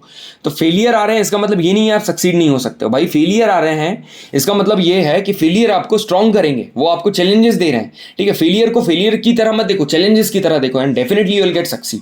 तो यहां पर अपन देख लेते हैं सर्कुलर मोशन के ऊपर ये 180 वाला क्वेश्चन है। क्या बोल रहा है कि uniform motion of a car along a circular path, एक यूनिफॉर्म मोशन हो रहा है सर्कुलर मोशन में, तो वो क्या एक्सपीरियंस करेगा, change in speed due to change in direction of the motion. क्या स्पीड में चेंज आएगा डायरेक्शन की वजह से, नहीं आएगा भाई। कि एक बात बताओ, डायरेक्शन में चेंज आ रहा है तो क्या स्पीड में चेंज आएगा, नहीं। Change in velocity due to change, बिल्कुल सही, डायरेक्शन में चेंज आ रहा है तो वेलोसिटी में चेंज आएगा, आंसर बी इज करेक्ट, है ना। मोमेंटम के बारे में तो बात ही नहीं करेंगे। तो समझ में आया आपको, बिल्कुल समझ में आ गया भैया। इसके बाद आप क्या देखो, ये वाला क्वेश्चन तो मैंने करा दिया, ग्राफ वाला भी बढ़िया क्वेश्चन करा दिया। अब मैं एक क्वेश्चन बताता हूं तुमको, देखना, ठीक है। अब आगे बढ़े, हमारा 180 क्वेश्चन हो गया। अब यहां पर देखो 170 क्वेश्चन, ये वाला क्वेश्चन बढ़िया है। एक रिजिड बॉडी है, ध्यान से सुनना मेरी बात, ध्यान से सुनो। क्या बोल रहा है, एक रिजिड बॉडी है जिसका मास है 2 kg। तो यहां पर भैया मास लिख दो 2 kg, ठीक है, मास 2 kg हो गया। फिर बोल रहा है ड्रॉप्ड, अब मैंने क्या बोला, ड्रॉप करा है, कहां से, stationary balloon, dropped from a stationary balloon. अब आपने क्या करा है, उसको छोड़ा है एक पर्टिकुलर बलून पर जाके at a height of 50 metre from the ground. मतलब कि ये पर्टिकुलर ऐसी हाइट है, इसकी हाइट कितनी है, 50 मीटर, ठीक है। इसके ऊपर जाके आपने क्या करा, एक बलून को छोड़ा है जो कि ऊपर गया है, इतनी हाइट पर पहुंचा और फिर वापस नीचे आ गया। तो उसका मास कितना है, 2 kg। अब स्टेशनरी आपने छोड़ा है, मतलब कि अब तुमने कुछ ना, dropped from a stationary balloon, मतलब कि इस ड्रॉप्ड मतलब कि इनिशियल वेलोसिटी, नहीं ऐसा नहीं है। क्या बोल रहा है कि स्टेशन, अब वापस से सुनो, समझना, एकदम बढ़िया लेवल का क्वेश्चन है। ये बलून 50 मीटर की हाइट पर था, यहां से तुमने उसको ड्रॉप कर दिया। अब ड्रॉप करा है तो इनिशियल वेलोसिटी 0 मीटर पर सेकंड होगी, ठीक है भैया। हाइट कितनी दी है, 50 मीटर, मतलब कि तुम्हारे को डिस्टेंस कितना दिया है, 50 मीटर तुम्हारा डिस्टेंस दिया है। अब ध्यान से सुनना, the speed of the body when it is just touches the ground, जब वो टच कर रही है उसकी स्पीड बताना है, टोटल एनर्जी। अब सुनो मेरी बात, स्पीड कैसे निकालोगे, अब मेरी बात ध्यान से सुनना, सारे ध्यान से सुनना। तुमको क्या चाहिए, स्पीड चाहिए जब वो उसको टच करे। इनिशियल वेलोसिटी तुमको पता है, तुमको फाइनल वेलोसिटी चाहिए। तो s इज इक्वल टू, अब तुमको v चाहिए, तो v क्या होता है, v square minus u square is equal to 2s होता है। तो v तुमको चाहिए है, तो v स्क्वायर, u स्क्वायर 0 है तो इसको काट दो, है ना, तो 2 मल्टीप्लाई बाय, अब ऊपर से कोई चीज़ नीचे कर रही है तो एक्सेलरेशन 10 होगा, और ये कितना हो गया एक्सेलरेशन 10 नहीं, इसको क्या लो, यहाँ पर लिखा हुआ है 9.8, तुम इसको 10 को काट कर तुम क्या कर लो मेरे भाई, इसको कर लो 9.8। अब इसके बाद डिस्टेंस इसका कितना कर लिया, 50 तुमने कर लिया। तो अब मेरी बात ध्यान से सुनना, ये पॉइंट हटा, ये 10 हटा, ये 5 हो, ये कितना हो गया, ये 10 हो गया, ठीक है, ये 5 हो गया और ये 10 हो गया, तो 980 आंसर आ गया। तो या तो इसका आंसर ये होगा या तो ये होगा। अब एक हाइट की बात कर रहा है, सुनना, एक हाइट से छोड़ा है, तो इसकी एनर्जी कैसे निकालोगे, एनर्जी पूछ रहा है वो, तो एनर्जी mgh होगी, पोटेंशियल एनर्जी। देखो 2 प्रकार की एनर्जी होती है, मैं आपको बता रहा हूँ। यहाँ पर वर्क एनर्जी में आप देखो, एनर्जी अपन बात करते हैं, एनर्जी के ऊपर डिस्कशन कर लेते हैं। सुनना मेरी बात ध्यान से, 2 प्रकार की एनर्जी होती है, एक होती है काइनेटिक एनर्जी, मतलब कि ऐसी एनर्जी जो कि मोशन के कारण हो रही है उसको काइनेटिक एनर्जी होती है। इसका फॉर्मूला होता है हाफ mv², ठीक है, m का मतलब मास, v का मतलब वेलोसिटी। स्केलर क्वांटिटी है, कभी भी नेगेटिव नहीं हो सकती है, और ml2t-2 इसका डायमेंशन है। और यहां पर एक वर्क एनर्जी थ्योरम पता क्या आती है, यहां पर वर्क एनर्जी थ्योरम ये बोलती है कि टोटल वर्क डन जो हो रहा है, ठीक है, एक फोर्स के द्वारा, एक फोर्स जब एक बॉडी के ऊपर लग रहा है वो चेंज इन काइनेटिक एनर्जी के बराबर है। मतलब कि कभी भी तुम वर्क डन निकालोगे और उसमें 2 तुमको मतलब 2 वेलोसिटी दे दी है, एक तुमको फाइनल दे दी है, एक तुमको इनिशियल दे दी है, और अब तुमको क्या बोला है, काइनेटिक एनर्जी निकालना है। अब एक देता तो तुम क्या करते, एक देता तो तुम हाफ mv², एक देता तो ये v की जगह पुट कर देते हैं, मगर अब तुम क्या करना, हाफ mv² करा, माइनस क्या करना, उसमें तुम लोग माइनस कर देना, एक और माइनस कर देना, हाफ mu², ठीक है, u² माइनस कर देना, क्योंकि ये क्या है, फाइनल माइनस इनिशियल। तो अब क्या बन जाएगा, हाफ m कॉमन ले लिया, v² माइनस u² बना, तो यही तुम्हारा, यही है वर्क एनर्जी थ्योरम तुम्हारी आ गई। तो इसका मतलब क्या है, यदि ऑब्जेक्ट तुम्हारा स्पीड अप हो रहा है तो फाइनल काइनेटिक एनर्जी ज्यादा होगी देन इनिशियल काइनेटिक एनर्जी। अब धीरे होगा तो इसका ऑपोजिट है। समझ में आया सभी को, हाँ जी समझ में आ गया। अब पोटेंशियल एनर्जी क्या थी भैया, देखो पोटेंशियल एनर्जी मैं तुमको बताता हूँ, यहाँ पर लिखा हुआ है, ये देखो एनर्जी कन्वर्जन पढ़ के जाना भाई, बहुत इंपॉर्टेंट है, और यहीं से क्वेश्चन आया था, मैंने तुमको पहले ही बता दिया था पिछली बार, और यहाँ से क्वेश्चन बहुत आए थे। एनर्जी देखो कैसे याद करना है, स्पीकर जो चलता है वो इलेक्ट्रिक एनर्जी साउंड एनर्जी में चेंज करेगा। माइक्रोफोन स्पीकर के जस्ट ऑपोजिट है, मतलब कि ये जो ईयरफोन में लगता है ना, वो साउंड एनर्जी को इलेक्ट्रिकल एनर्जी में चेंज करेगा। मोटर का काम क्या है, बिजली से पानी देना, मतलब चलना, तो इलेक्ट्रिकल एनर्जी मैकेनिकल में, तो इसका ऑपोजिट क्या है, डायनेमो। तो ऑपोजिट वाले याद ही मत करो, तो मैकेनिकल इलेक्ट्रिकल में चेंज होगा। हीटर क्या करता है, इलेक्ट्रिकल एनर्जी को हीट में करेगा। सोलर क्या करता है, सोलर एनर्जी हमको इलेक्ट्रिसिटी प्रोवाइड करता है। ई बल्ब क्या करेगा, इलेक्ट्रिसिटी से हमको हीट एंड लाइट एनर्जी देगा, और इलेक्ट्रोकेमिकल सेल केमिकल एनर्जी से इलेक्ट्रिकल एनर्जी देगा। अब आगे देखो, law of conservation of energy क्या बोलता है, पूरा एनर्जी में तुमको एक एनर्जी का क्वेश्चन आया, मैं पूरी एनर्जी क्लियर करवा दे रहा हूं। Law of conservation of energy ये बोलता है कि energy can neither be created nor be destroyed. समझ में आया, energy can neither be created nor be destroyed, बढ़िया है। और ये पता, ये एकदम सीधा तुम्हारे से क्वेश्चन पूछ लिया था, एकदम सीधा एज इट इज क्वेश्चन पूछा था। वो क्या पूछ रहा था कि energy can neither be created nor be destroyed, ये है कि नहीं सही, बिल्कुल सही है। Energy can only be converted from one form, देखो यहां पर एनर्जी ऊपर मैंने बताई थी, ये एनर्जी कन्वर्ट हो रही है ना, मगर चेंज नहीं हो रही है, क्रिएट नहीं हो रही है, डिस्ट्रॉय नहीं हो रही है। इसका मतलब क्या है, जो टोटल एनर्जी है before and after the collision वो हमेशा सेम होगी। इसका मतलब क्या है कि, इसका मतलब ये है कि यहां पर ध्यान से देखो, इसका मतलब वो काय के ऊपर आ गया, फिर वो काय की बात कर रहा है, मोमेंटम की बात कर रहा है, मतलब बिफोर एंड आफ्टर सेम है ना मोमेंटम। अभी अपन देखेंगे, अब अपन आते प्रीवियस क्वेश्चन पर जो अपन कर रहे थे। तो हाँ, तुमको एनर्जी बता रहा था, एनर्जी तुम्हारी कौन सी बची है, वो वाली एनर्जी बची है। अब हाँ, तुम्हारी जो हाइट की वजह से एनर्जी होती है वो mgh होती है। अब मास तुम्हारा कितना है, इसलिए तुम्हारे को मास कितना दिया है, 2, तुम्हारे को मास दिया है 2 kg, 9.8 है ना, मल्टीप्लाई बाय हाइट कितनी है, 50 दी है, तो यहाँ पर 10 हो गया, 2 5 ज़ा 10, और ये 10 980 तुम्हारा इधर आ जाएगा, ये अंडर रूट होगा, ठीक है, अंडर रूट 980 और ये अंडर रूट, तो तुम्हारा आंसर क्या है, डी वाला तुम्हारा आंसर हो जाएगा। ठीक है, समझ में आया, क्योंकि यहाँ पर पहले वाले में अंडर रूट होगा, वो v² था ना, मैं वहाँ पर ध्यान नहीं दे पाया। अब आगे बढ़ते हैं, यहाँ पर और भी क्वेश्चन है। हमने क्वेश्चन नंबर कौन सा करा, क्वेश्चन नंबर हमने करा 170। ठीक है, अब यहाँ पर तुम देखोगे क्वेश्चन नंबर 170 के बाद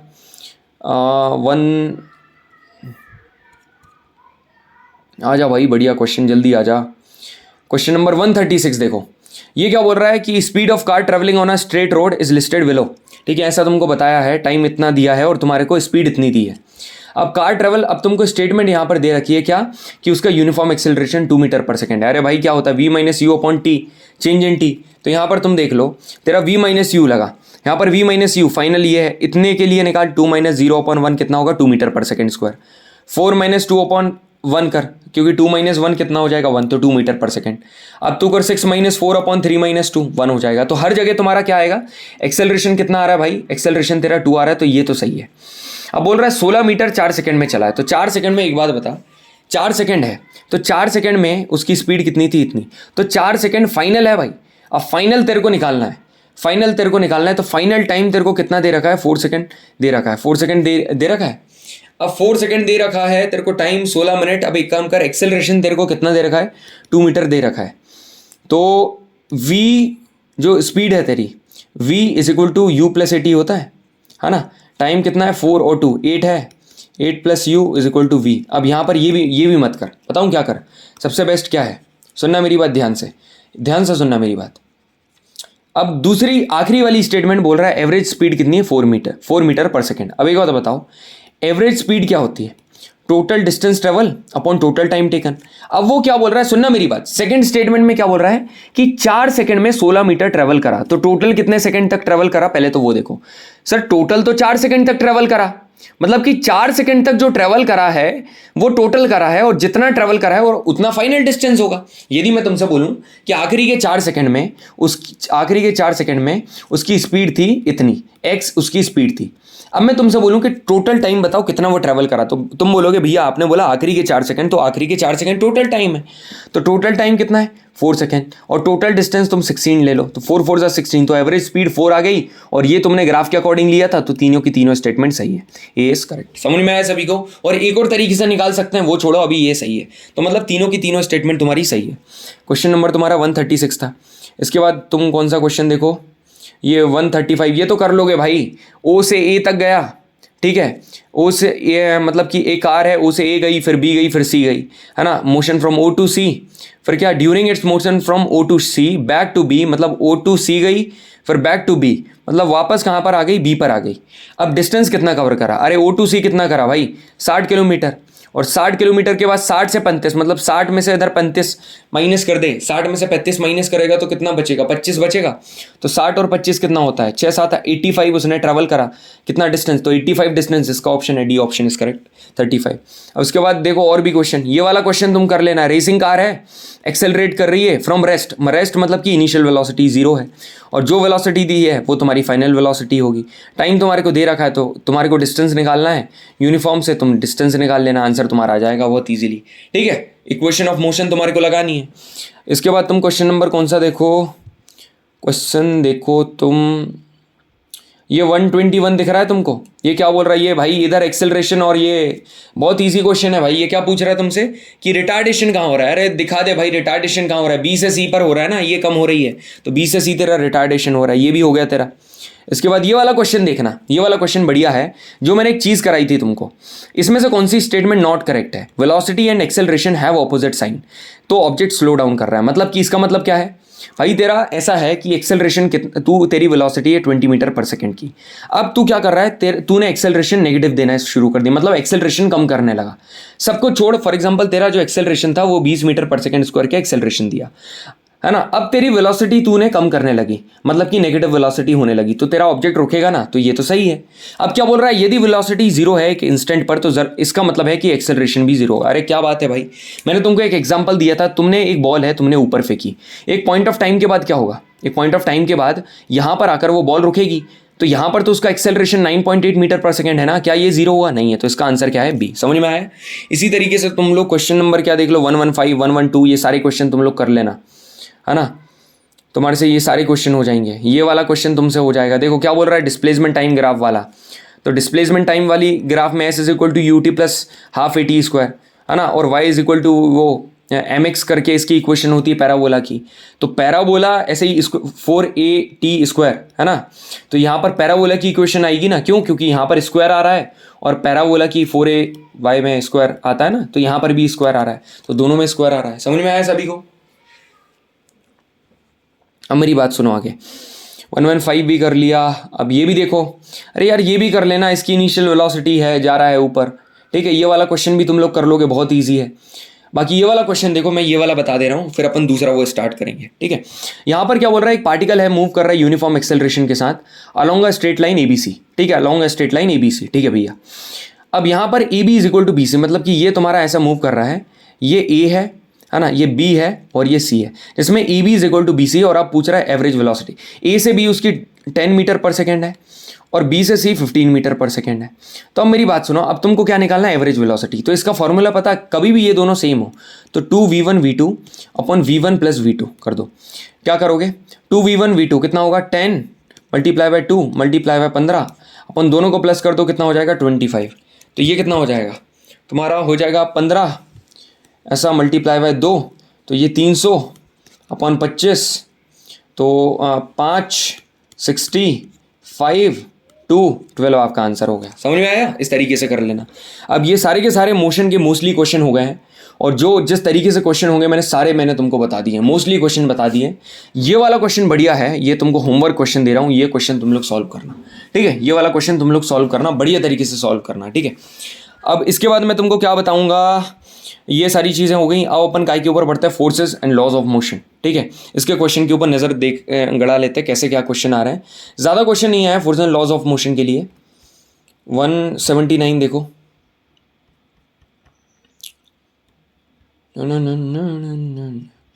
ओहो क्या बोल रहा है कि a body is said to be 1 joule. एक बॉडी को क्या बोलेंगे, 1 जूल कब बोलेंगे, तो जूल वर्क को जूल 1 जूल कब बोलेंगे, तो उसके पहले तुमको वर्क डन आना चाहिए भाई, वर्क एनर्जी आनी चाहिए। चलो कर लेते हैं, वर्क एनर्जी कर लेते हैं। यहाँ पर देखो, ठीक है, वर्क डन क्या होता है और एनर्जी क्या होती है, सारी चीज़ें मैं तुमको बताता हूँ, ध्यान से देखो। वर्क डन पता क्या होता है, ध्यान से देखो। वर्क डन का मतलब है कि ये पर्सन है, इस पर्सन ने इस ब्लॉक के ऊपर फोर्स लगाया, इस ब्लॉक के ऊपर फोर्स लगाया तो ये इतना डिस्टेंस मूव करा, क्या ये वापस आया, नहीं, तो ये एक डिस्प्लेसमेंट है। उस बंदे ने फोर्स लगाया और डिस्प्लेसमेंट हुआ, तो work done is equal to force multiply by displacement, ये चीज़ होती है। Work done is equal to force multiply by displacement, ये होता है, ठीक है भैया। तो ये हमारा फॉर्मूला आ गया। अरे तो भाई ये तो उसने वैसे ही क्वेश्चन पूछ लिया। यहाँ पर देखो, work is said to be 1 joule. अब 1 जूल कब बोलेंगे, तो क्या बोल रहा है, 4 न्यूटन ऑब्जेक्ट 25 सेंटीमीटर, मतलब 4 न्यूटन ऑब्जेक्ट 25 सेंटीमीटर। तो 4 न्यूटन का उसने फोर्स लगाया, तुम्हारा वर्क डन फोर्स है, फोर्स कितना लगाया, 4 न्यूटन, ध्यान से देखना। वर्क डन तुम्हारा फोर्स मल्टीप्लाई बाय डिस्प्लेसमेंट होता है। 4 न्यूटन का फोर्स लगाया और 25 सेंटीमीटर मूव हुआ, तो यहाँ पर तुमको मीटर में चेंज करना पड़ेगा इसको, तो 100 से डिवाइड कर दो, तो ये कितना होगा, 25 4 जा ये होगा, और 4 और 4 1 हो गया, तो ये 1 जूल तुम्हारा आंसर आ गया।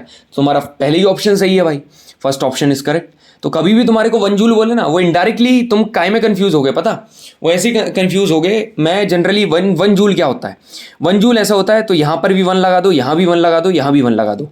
कभी भी ऐसा क्वेश्चन आए ना कि ये चीज़ क्या है, जैसे कि उसने पूछा 1 जूल ऑफ वर्क डन कितना होगा, तो वर्क डन का पहले फॉर्मूला लिखा तुमने, ये फॉर्मूला लिख दिया, ठीक है। अब उसने पहले पूछा जूल, पहले पूछा कि 1 जूल किसके बराबर होगा, तुमने सोचा जूल कौन से फॉर्मूले में आता है, तुमने सोचा वर्क डन के में आता है, तो तुम कुछ मत करो, वर्क डन का फॉर्मूला लिखो, ठीक है। वर्क डन का फॉर्मूला लिखा, work done is equal to force multiply by displacement. यहाँ 1 लगा दो, 1 लगा दो, 1 लगा दो। फोर्स की यूनिट क्या है, न्यूटन, इसकी यूनिट क्या है, मीटर। तो 1 न्यूटन का फोर्स 1 मीटर में मूव करा दिया, इसको बोलेंगे 1 जूल। समझ में आया। तो यहाँ पर यदि तुमने कुछ वैल्यू रखी, जैसे 25 मल्टीप्लाई 1/25 कट हो गया, तो ये भी 1 जूल के बराबर है। समझ में आया। अब क्या बोल रहा है, the work done via force, ये मैग्नीट्यूड ऑफ द मल्टीप्लाई, ये वही इसको डिफाइन कर रहा है। स्केलर क्वांटिटी है, इसकी यूनिट जूल है, और न्यूटन मीटर भी है। क्यों न्यूटन मीटर भी है भाई, फोर्स मल्टीप्लाई बाय क्या है, डिस्प्लेसमेंट है, तो भाई फोर्स को तू न्यूटन बोल रहा है और डिस्प्लेसमेंट को मीटर बोल रहा है। समझ में आया, समझ में आया कि नहीं। अब यहाँ पर इसका एक प्रीवियस क्वेश्चन देख लेते हैं। क्वेश्चन नंबर क्या है, ये 177 187 क्वेश्चन नंबर देखो तुम, ये क्या बोल रहा है 187 में, ये देखो, energy possessed by a body due to change in position और शेप। पोजीशन के कारण, पोजीशन मतलब कि हाइट, तो पोटेंशियल एनर्जी, ठीक है, पोटेंशियल एनर्जी, क्योंकि उसके कारण चेंज हो रहा है। ये आखिरी क्वेश्चन क्या बोल रहा है, 1 मिनट देखना। Why are the tyres of aircraft made up of conducting rubber, conducting rubber से क्यों बनते हैं, so that the large accumulation on the aircraft in, मतलब कि तो वो जो चार्ज इकट्ठा हो जाता है फ्लाइट के दौरान एयरक्राफ्ट में, बाय रबिंग एयर, जब वो एयर को रब करता है वो इजीली ग्राउंड में ट्रांसफर हो जाए लैंडिंग। बिल्कुल सही है, बिल्कुल सही है भाई। ये क्या है, मतलब कि उसके इक्विपमेंट, दूसरे में क्या बोल रहा है इलेक्ट्रॉनिक इक्विपमेंट में, तो ये गलत है। यहां पर क्या बोल रहा है, सिर्फ इलेक्ट्रॉनिक इक्विपमेंट की बात कर रहा है, नहीं पूरे के पूरे एयरक्राफ्ट में जो चार्ज इकट्ठा हो जाता है ना। जनरली क्या होता है, जैसे एयरक्राफ्ट तुम्हारा उड़ रहा है तो कई बार क्या होगा, जो चार्जेस हैं, जो चार्जेस वहां पर हैं वो कहां पर ट्रांसफर हो जाएंगे, वो उस एयरक्राफ्ट में आ जाएंगे। अब यहां पर क्या हो, वहां पर क्या होता है, कंडक्टिंग रबर होती है, वो क्या करती है, उसको ग्राउंड में लैंडिंग के टाइम पर ट्रांसफर कर देती है, इसलिए होता है। तो 1 इज करेक्ट, ओनली 1 करेक्ट। ठीक है, इसके बाद तुम लोग क्या देखो, कौन सा क्वेश्चन था, ये वाला क्वेश्चन में तुमको ये क्या बोल रहा है कि 5 newton force is defined when a mass with accelerated with, तो एक्सेलरेशन फाइंड करने को बोल रहा है। Acceleration force is equal to mass into acceleration होता है।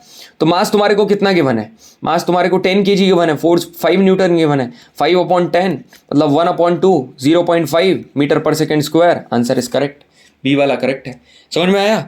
इसके बाद क्वेश्चन नंबर तुम कौन सा देखो यार, यहाँ पर ये वाला क्वेश्चन क्या बोल रहा है, हाँ ये देखो, which one of the following is not the unit of energy, इसमें से एनर्जी की यूनिट कौन सी नहीं है। मैं सारे क्वेश्चन मोस्टली जो टफ वाले क्वेश्चन है करा, एनर्जी की यूनिट कौन सी नहीं है। अब एनर्जी क्या है भाई, फॉर एग्जांपल एनर्जी को पता, तुम लोग वर्क डन भी बोल सकते हो, energy is equal to work done.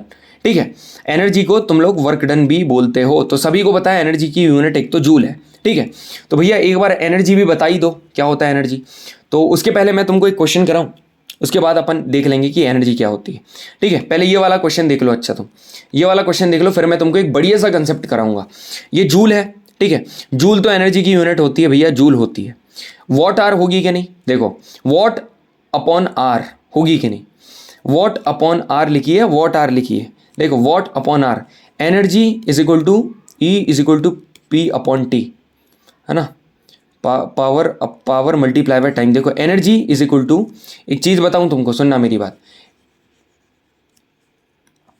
सुनना, वर्क डन जो पावर होती है वो किसके बराबर होता है, वर्क डन अपॉन टाइम के बराबर होता है। सभी को सुनना मेरी बात। अब भैया पावर समझ में नहीं आया देखो मैं तुमको एक चीज बताता हूँ। फाइनली अपन ये वाले टॉपिक को बढ़िया कंप्लीट करते हैं, फिर अपन वो करते हैं। ठीक है, ध्यान से देखो, काइनेटिक एनर्जी कंप्लीट करा, हाँ भैया काइनेटिक एनर्जी कंप्लीट करा। यहाँ पर तुम देखो ये वाला कंसेप्ट देखो। ठीक है, फोर्स तुमको समझ में आ गया था, अपन वो क्वेश्चन के ऊपर वापस से आएंगे, तुमको ये कराने दो। इसकी CGS अर्ज यूनिट है। ठीक है, अब सुनना मेरी बात ध्यान से, मेरी बात ध्यान से सुनना। देखो वर्क डन तुम्हारा कब नहीं होगा, मतलब वर्क डन जीरो कब होगा, तो पहली बात तो वर्क डन का फॉर्मूला क्या है, फोर्स और डिस्प्लेसमेंट। जब तुम्हारा फोर्स जीरो होगा तब तुम्हारा वर्क डन जीरो हो सकता है, जब तुम्हारा डिस्प्लेसमेंट जीरो हो गया तब हो सकता है। और एक कंडीशन क्या है, जब तुम्हारा force is perpendicular to distance तब तुम्हारा जीरो होगा। क्यों, ऐसा क्यों है भैया, क्योंकि बचपन में तुम वर्क डन का फॉर्मूला क्या पढ़ते आए हो, फोर्स इंटू डिस्प्लेसमेंट, मगर इतना ही नहीं है। वर्क डन का फॉर्मूला पता क्या है, FS cos theta, FS cos theta. अब यदि ये थीटा 90 डिग्री हो गया तो cos 90 हो जाता है जीरो, तो ये पूरा जीरो हो जाएगा। यहां पर ये फॉर्मूला देखो, वो पूरा क्या हो जाएगा, जीरो। तो या तो फोर्स जीरो हो गया तो वर्क डन जीरो होगा, या तो डिस्प्लेसमेंट जीरो हो गया तो जीरो होगा, या तो थीटा 90 डिग्री हो गया तो जीरो होगा। अब यहां पर देखो, यहां पर कोई एक ऑब्जेक्ट है, ध्यान से सुनना मेरी बात, बढ़िया है, ये आएगा तुम्हारे एग्जाम में आ सकता है, और सारी चीजें जितनी भी बता रहा हूं सारी इंपॉर्टेंट है। यदि कोई ऑब्जेक्ट को तुमने उधर मूव करा और वो सेम डायरेक्शन में मूव करा, सेम डायरेक्शन में, तो यहाँ पर थीटा कितने डिग्री है भैया, थीटा यहाँ पर 0 डिग्री है, क्योंकि यहाँ और ये इसके बीच में 0 डिग्री का एंगल है। और cos 0 कितना होता है, 1, मतलब +1, मतलब कि पॉजिटिव वर्क डन होगा। ठीक है, ठीक है। अब यहां पर तुमने क्या करा, फोर्स उस डायरेक्शन में लगाया, मगर उसका मूवमेंट ऑपोजिट डायरेक्शन में हुआ, ऑपोजिट डायरेक्शन में हुआ। जैसे फ्रिक्शन फोर्स, फ्रिक्शन ऐसे ही तो लगता है जैसे कि ऑपोजिट डायरेक्शन में, यहां कोई चीज मूव हो रही है, तुम्हारा फ्रिक्शन ऑपोजिट डायरेक्शन में लगेगा। जैसे कि force exerted by gravity when a wall is throne upward, मतलब कि भाई तूने एक ये बॉल है, तूने ऊपर फेंकी, मगर ग्रेविटी नीचे खींचेगी, तो यहां पर क्या हुआ, ऑपोजिट डायरेक्शन में लग रहा है ना, तो थीटा कितना है, 180 डिग्री है। क्यों 180 डिग्री है भैया, 0 डिग्री क्यों नहीं है, देखो यदि सेम डायरेक्शन है तो ये तो 0 डिग्री है, मगर ऐसा है तो ये तो 180 डिग्री है ना, ये पूरा 180 डिग्री, बिल्कुल 180 डिग्री है। तो यहाँ पर cos 180 डिग्री कितना होता है, -1, तो यहाँ पर क्या होगा, नेगेटिव वर्क डन। तो तुमसे पता क्या पूछेगा, फ्रिक्शन फोर्स में नेगेटिव वर्क डन होगा कि नहीं, बिल्कुल। कैसे याद करोगे, फ्रिक्शन फोर्स मतलब कि ऑपोजिट डायरेक्शन, एक ऐसा, theta is equal to 180 degree, मतलब कि वो, ठीक है, नेगेटिव। अब जब तुम्हारा परपेंडिकुलर होगा, ठीक है, तो वहां पर 0 वर्क डन होगा, जैसे कूली है ना, कूली, क्योंकि cos 90 0 हो जाएगा। अब यहां पर क्या बोल रहा है, work done by the pull by gravitational force. अब ग्रेविटेशन पुल कर रहे हो, है ना, मतलब कि तुम लोग क्या बोल रहे हैं, work done by the pull of gravitation force. Gravitation force की बात कर रहा है वो, तुम पुल किसी और डायरेक्शन में कर रहे हो, सुनना, पुल तुम इधर कर रहे हो, पुल इधर कर रहे हो, और ग्रेविटेशन नीचे लग रहा है, तो यहाँ पर 90 डिग्री है। ये वाली चीज़ अलग थी, ये वाली चीज़ इधर गिर रही थी, वो चीज़ को तुमने उधर फेंका था, मगर यहाँ पर क्या है, ग्रेविटी लग रही है। यहाँ पर ग्रेविटी कैसी लग रही है, जब तुम उसको पुल कर रहे हो। सेंट्रीपेटल फोर्स में 90 डिग्री का एंगल होता है, वहाँ पर 0 वर्क डन होता है। तो कभी भी सर्कुलर कोई भी चीज़ हो रही है, कोई बंदा यदि अपनी रस्सी से पत्थर बांध कर घुमा रहा है तो वहाँ पर 0 वर्क डन हो रहा है। क्यों? क्योंकि 90 डिग्री है। समझ में आया सभी को? इसके ऊपर भी अपन अब भी देखो सारे क्वेश्चन निपटा देंगे। कंजर्वेटिव और नॉन कंजर्वेटिव फोर्स कौन सा है? कंजर्वेटिव मतलब कि पता, जो कि सिर्फ इनिशियल पोजीशन और फाइनल पोजीशन के ऊपर क्या करता हो, उस फोर्स डिपेंड करता हो, जैसे कि ग्रेविटेशन और इलेक्ट्रोस्टैटिक। फ्रिक्शन वो है जो कि सिर्फ पाथ के ऊपर डिपेंड करेगा, इसको इनिशियल और फाइनल की मतलब इनिशियल और फाइनल के ऊपर डिपेंड नहीं करता है। देखो मैं तुमको बताता हूँ, मैं बताता हूँ कि कंजर्वेटिव का मतलब पुराने ज़माने के लोग, ठीक है, पुराने ज़माने के लोग। अभी तुम्हारी क्या हालत है और बाद में तुम्हारी क्या हालत होगी, उनको सिर्फ इससे मतलब रहता है कि आज तुम क्या हो और तुम्हारी लाइफ में सक्सीड हो गए वो, ठीक है। मगर नॉन कंजर्वेटिव मतलब मॉडरेट लोग, इनको क्या है, तुम क्या रास्ता, क्या संघर्ष कर रहे हो, इनको उससे मैटर होता है, इसका भी केयर करता है, मतलब पाथ। अब फ्रिक्शन का बस एक याद कर लो, friction is a non conservative contact force. Non conservative है और कॉन्टैक्ट फोर्स है, मगर कंजर्वेटिव कौन कौन से? ग्रेविटेशन और इलेक्ट्रोस्टैटिक। कॉन्टैक्ट में है ना फ्रिक्शन। अब यहाँ पर एनर्जी देखो, एक स्केलर यूनिट है, capacity to do work, practical unit इसकी EI SI यूनिट जूल है, अर्ज में मतलब इसकी CGS अर्ज है, प्रैक्टिकल यूनिट ये है इसकी। अब यहाँ पर ये इंपॉर्टेंट है, कोई नहीं बताएगा ये तुमको। 1 किलोवाट आवर किसके बराबर रहता है? 3.6 इंटू 10⁻⁶ जूल के। एक कैलोरी 4.18 जूल के बराबर रहती है। और ये एक इलेक्ट्रॉन वोल्ट 1.6 इंटू 10⁻⁻19 जूल के बराबर रहता है। लार्जेस्ट यूनिट ऑफ एनर्जी और कमर्शियल यूनिट ऑफ एनर्जी इसको बोलते हैं किलोवाट आवर को। Smallest unit of energy electron volt है, और ये सीरीज याद कर लेना। सबसे बड़ा कौन सा है? Kilowatt hour. सबसे छोटा इलेक्ट्रॉन वोल्ट, और इस इधर कौन सा है? कैलोरी, और इधर आएगा जूल। ठीक है, समझ में आया सभी को? ये एनर्जी तुम्हारा हो गया। काइनेटिक एनर्जी मैंने तुमको बता दिया। अब अपन करेंगे क्वेश्चन, ठीक है। अपन देखेंगे क्वेश्चन। ट्रांसफॉर्मेशन, एनर्जी का ट्रांसफॉर्मेशन होता है, तुमको पता है। E is equal to mc²। पता है ये क्या बताता है? ये बताता है कि मास और एनर्जी आर इंटर कन्वर्टेबल और इक्विवेलेंट, ठीक है। स्टॉपिंग डिस्टेंस अभी रहने दो, स्टॉपिंग टाइम। अब यहाँ पर देखो, पोटेंशियल एनर्जी मैंने बता दिया था। पावर देखो, पावर ध्यान से देखो, मेरी बात ध्यान से सुनना। पावर क्या होता है? रेट ऑफ डूइंग वर्क, मतलब कि power is equal to work done upon time. याद रखना, वर्क डन की यूनिट होती है जूल और टाइम की यूनिट होती है सेकंड। तो ये एक तो जूल पर सेकंड, मगर SI यूनिट इसकी वॉट है, ठीक है। मतलब कि more quicker work is done, power उतनी ही ज़्यादा होगी, मतलब जितना जल्दी काम होगा उतनी ज़्यादा पावर होगी। 1 हॉर्स पावर मतलब 786 तुमने सुना है, इसकी जगह तुम 4 लगा दो। 1 हॉर्स पावर इसके बराबर है 1 मेगावाट 10⁻⁶, और ये 10⁻3। सबसे इंपॉर्टेंट फॉर्मूला ये है, power is equal to work done upon time. और मैंने बताया था वर्क डन को तुम एनर्जी भी लिख सकते हो, तो ये एनर्जी अपॉन टाइम। समझ में आया? आओ अपन उन क्वेश्चंस के ऊपर आते हैं जो अपन ने उधर छोड़े थे, ठीक है। कहाँ पर छोड़े थे भैया, बता दो जरा। यहाँ पर देखो, तुम अपन ने क्या स्टडी करा था कि ये वाला यूनिट देखो, इसमें से एनर्जी की unit power is equal to work done upon time है, तो वर्क डन को एनर्जी लिख दिया, तो ये पावर मल्टीप्लाई बाय टाइम होगा। पावर की यूनिट क्या है? वॉट। टाइम की क्या है? R कर दो, है ना, R कर दो, वो भी है, तो ये वाली यूनिट तो है भाई, है ना। अब तुम्हारा क्या बोल रहा है? एनर्जी की।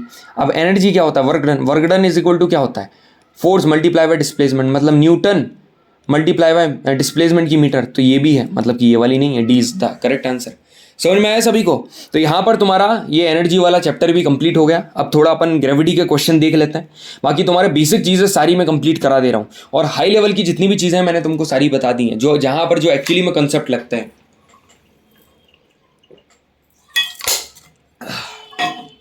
अब सुनो मेरी बात, ध्यान से सुनना, ठीक है। अब अपन बात करेंगे ग्रेविटेशन की। मज़ा आ जाएगा भाई, इतना शानदार ग्रेविटेशन तुमको बताने वाला। तुम्हारा पहला क्वेश्चन क्या बोल रहा है? तुम्हारा BUNC के ऊपर क्वेश्चन पूछ रखा है, ठीक है। BUNC के ऊपर क्वेश्चन पूछ रखा है। अपन जो भी है कौन से कलर से करेंगे? नीले कलर से। इसमें BUNC के ऊपर क्वेश्चन पूछ रखा है। उसके बाद यहाँ पर देखो कहाँ पर क्या क्वेश्चन, सारे क्वेश्चन तुम कर दोगे। ये क्वेश्चन तुमसे पूछ रखा है, ठीक है। उसके ऊपर अब तुमसे क्या पूछ रखा है? ये सारी चीज़ें। तो मैं तुमको थोड़ा बेसिक अपन ग्रेविटी देखते हैं। यहाँ पर देखो ग्रेविटेशन। ग्रेविटेशन, इसके पहले 4 फंडामेंटल फोर्सेस होती हैं। कौन कौन सी? एक होती है, यहाँ पर देखो, एक तो पता है तुमको इलेक्ट्रोस्टैटिक और इलेक्ट्रोमैग्नेटिक। स्टैटिक मतलब चार्जेस रेस्ट में, इलेक्ट्रोमैग्नेटिक चार्जेस मोशन में। करंट फ्लो करेंगे, मैग्नेटिक फील्ड रहेगी। यहाँ पर करंट फ्लो नहीं करेंगे, इसलिए मैग्नेटिक फील्ड नहीं रहेगी, आगे अपन डिस्कस करेंगे। ये सारे के सारे जितने भी प्लैनेट हैं ये काहे से अटैच्ड हैं, ये ग्रेविटी के कारण अटैच हैं। सन यहाँ पर बहुत ज़्यादा ग्रेविटी लगाता है। ग्रेविटेशन फोर्स पता है तुमको, जितने भी ऑब्जेक्ट हैं हमारी यूनिवर्स में सारे के सारे एक दूसरे को अट्रैक्ट करते हैं विद अ फोर्स, जिसको ग्रेविटेशन फोर्स कहा जाता है। ये हमेशा अट्रैक्टिव इन नेचर है, लॉन्ग रेंज फोर्स है और सबसे वीक है। वीक कैसे मैं आपको बताता हूँ, देखो वीक कैसे अभी बताऊंगा, सुनना। यहाँ पर सबसे वीक है, ये म्यूचुअली फोर्स है, जितना एक्शन है उतना रिएक्शन है, मतलब ये ऑब्जेक्ट जिसके ऊपर जितना फोर्स लगाएगा ये भी उतना ही लगाएगा। देखो थर्ड लॉ के हिसाब से सेंट्रल फोर्स है, it is inversely proportional to R का स्क्वायर, बताऊंगा कैसे है। इंडिपेंडेंट, अब देखो यहाँ पर एक लैपटॉप है, ठीक है ना, और यहाँ कहीं दूर यहाँ पर एक मोबाइल रखा हुआ है, इसके बीच में जो फोर्स लग रहा है, यदि मैंने बीच में एक पर्टिकुलरली एक और दूसरा ऑब्जेक्ट रख दी, यहाँ पर वॉशिंग मशीन रख दी, तब भी इन दोनों के बीच में वही फोर्स रहेगा, ठीक है। Gravitation force, electromagnetic force long range force है, अट्रैक्टिव और रिपल्सिव दोनों है और स्ट्रॉन्गर है, ये कहानी में बताऊंगा। अब देखो अब आप वीक न्यूक्लियर फोर्स, यहाँ पर क्या याद रखना, वीक न्यूक्लियर फोर्स पता क्या है, ये सिर्फ कुछ ही प्रोसेस में प्रेजेंट है और ये for example beta decay of nucleus में होता है। बीटा डिके एक ऐसी प्रोसेस है जहाँ पर न्यूक्लियस क्या इमिट करता है, इलेक्ट्रॉन और न्यूट्रिनो को, ठीक है। अब स्ट्रॉन्ग न्यूक्लियर फोर्स क्या है, ये क्या करता है, प्रोटॉन न्यूट्रॉन को बाइंड करके रखता है। मेरी बात ध्यान से सुनना, ध्यान से सुनना, मेरी बात सुनो। एक चीज बता रहा हूं तुमको, क्या कि सबसे स्ट्रॉन्ग कौन सा है, सबसे स्ट्रॉन्ग है स्ट्रॉन्ग न्यूक्लियर फोर्स। सबसे स्ट्रॉन्ग कौन सा है, स्ट्रॉन्ग न्यूक्लियर फोर्स, ठीक है, स्ट्रॉन्ग न्यूक्लियर फोर्स। इसके बाद कौन सा है, इसके बाद है इलेक्ट्रोमैग्नेटिक फोर्स, इलेक्ट्रोमैग्नेटिक, ठीक है। इसके बाद पता क्या है, इसके बाद है तुम्हारा weak nuclear force, weak nuclear, और इससे भी नीचे आता है ग्रेविटेशन फोर्स। मतलब कि ग्रेविटेशन फोर्स इतना वीक है कि इससे भी ज़्यादा वीक है। तो यही जो ग्रेविटेशन फोर्स है, अपन बात करते हैं, ये जो न्यूटन का यूनिवर्सल लॉ ऑफ ग्रेविटेशन है ना, इसी ने वो फॉर्मूला दिया था। क्या बोल रहा है कि जितने भी ऑब्जेक्ट हैं यूनिवर्स में एक दूसरे को अट्रैक्ट करते हैं, जो कि डायरेक्टली प्रोपोर्शनल है product of their masses and inversely proportional to the square of the radius. मतलब कि एफ इक्वल टू क्या होगा, यहाँ इसका साइन हटा, G is equal to M1 M2 upon are square, ठीक है। ये G क्या है, तुम्हारा यूनिवर्सल कांस्टेंट है, जिसकी वैल्यू क्या है 6.673 इंटू 10 टू द पावर -11। इसकी पावर देखो माइनस में है, मतलब कितना वीक है ये। अब इसकी यूनिट हमेशा याद करके रखना, न्यूटन मीटर स्क्वायर पर केजी स्क्वायर आ सकती है, ठीक है, याद रखना। इसकी इंपॉर्टेंस तो पता है, बाइंड करके रखता है मून को अर्थ से, प्लैनेट और सन को, ये सारी चीज़ें हमको पता है। मास और वेट में क्या अंतर है, देखो यहाँ पर सुनो मेरी बात। वेट पता क्या होता है, वेट होता है इज द फोर्स अर्थ और ऑब्जेक्ट के बीच में। अब फोर्स है तो force is equal to mass into acceleration. अब फोर्स की जगह यहाँ पर वेट लिख दिया तो एक्सेलरेशन की जगह ग्रेविटी लगा दो, और ग्रेविटी की वैल्यू 9.8 होती है। ये एक वेक्टर क्वांटिटी है और न्यूटन इसकी ऐसा यूनिट है क्योंकि फोर्स की वही है, ठीक है। अब मास और वेट के बीच में अंतर क्या है, ये स्केलर क्वांटिटी है, वेक्टर है, इसकी ऐसा यूनिट केजी है, इसकी न्यूटन है। सीजीएस इसकी ग्राम है और वेट की डाइन है, क्यों, क्योंकि फोर्स की भी सीजीएस डाइन है। यहाँ पर आप देखोगे मास हर जगह सेम है, मगर यहाँ पर चेंज होगा। ये कुछ डिवाइस है जो कि मास मेजर कराता है, ये कुछ ऐसे डिवाइस है जो कि वेट को मेजर करती है। मेरी बात ध्यान से सुनो, यदि तुम्हारा वेट यहाँ पर फॉर एग्जांपल, कई लोग बोलते हैं ना कि हम लोग मोटे हैं, तो भाई तुम मोटे हो कहाँ पर, अर्थ पर, ठीक है। मगर तुम मून पर जाओगे ना, मून के हिसाब से तुम पतले हो, क्यों, क्योंकि यदि तुम्हारा 60 किलो वेट अर्थ पर है ना, इसका 6 से डिवाइड कर देना 10, ये मून पर आ जाए। याद रखना 6 से डिवाइड करना मतलब कि 6 टाइम्स कम है कहाँ पर, ग्रेविटी मून के ऊपर, ठीक है। एक्सेलरेशन ड्यू टू ग्रेविटी क्या होती है, कोई भी ऑब्जेक्ट है हाइट से ड्रॉप करा, उसके ऊपर जो एक्सेलरेशन लगेगा वो एक्सेलरेशन ड्यू टू ग्रेविटी। इसका फॉर्मूला कैसे आया, छोड़ो बता देता हूँ। फोर्स तुम्हारा काई के बराबर है, फोर्स तुम्हारा वेट जो तुम्हारा इसके बराबर है ना, weight is equal to mass into gravity होता है, ठीक है। अब फोर्स, वेट तुम्हारा फोर्स है और मास। अब यहाँ पर वेट की बात करोगे, सुनो मैं वापस से बता रहा हूँ, यहाँ पर इसका प्रूफ बताऊँ क्या, ये देखो वेट तुम्हारा क्या होता है, मास इंटू ये, और फोर्स तुम्हारा ग्रेविटी में क्या है, G mm upon are square. तो फोर्स और वेट दोनों सेम ही तो चीज़ है, क्योंकि वेट ही तो फोर्स है, दोनों को इक्वल रख दो। mg is equal to G M M upon are square, ये m से m कैंसिल, तो g is equal to G M upon are square, ठीक है, आया GM अपॉन आर स्क्वायर, आपका आंसर हो गया। G की वैल्यू काय के ऊपर डिपेंड करती है, मास, रेडियस और डेंसिटी ऑफ द प्लैनेट। मगर मास, रेडियस और मतलब देखो, प्लैनेट का मास, रेडियस और डेंसिटी के ऊपर डिपेंड करेगा। जिस बॉडी को प्लेस कर रहा है उसके मास और रेडियस के ऊपर डिपेंड नहीं करेगा, जिस प्लैनेट के ऊपर रख रहे हो ना उसको डिपेंड करता है। ये कैपिटल G की वैल्यू हर जगह सेम होगी क्योंकि कांस्टेंट है, मगर स्मॉल g की वैल्यू सेम नहीं होगी। समझ में आया सभी को? हाँ जी भैया समझ में आ गया। कभी भी सुनो, कभी भी जी का ये वाला तुमको नहीं पूछेगा, हाई लेवल है, बाकी बता दूंगा तुमको शॉर्ट वीडियो बना के।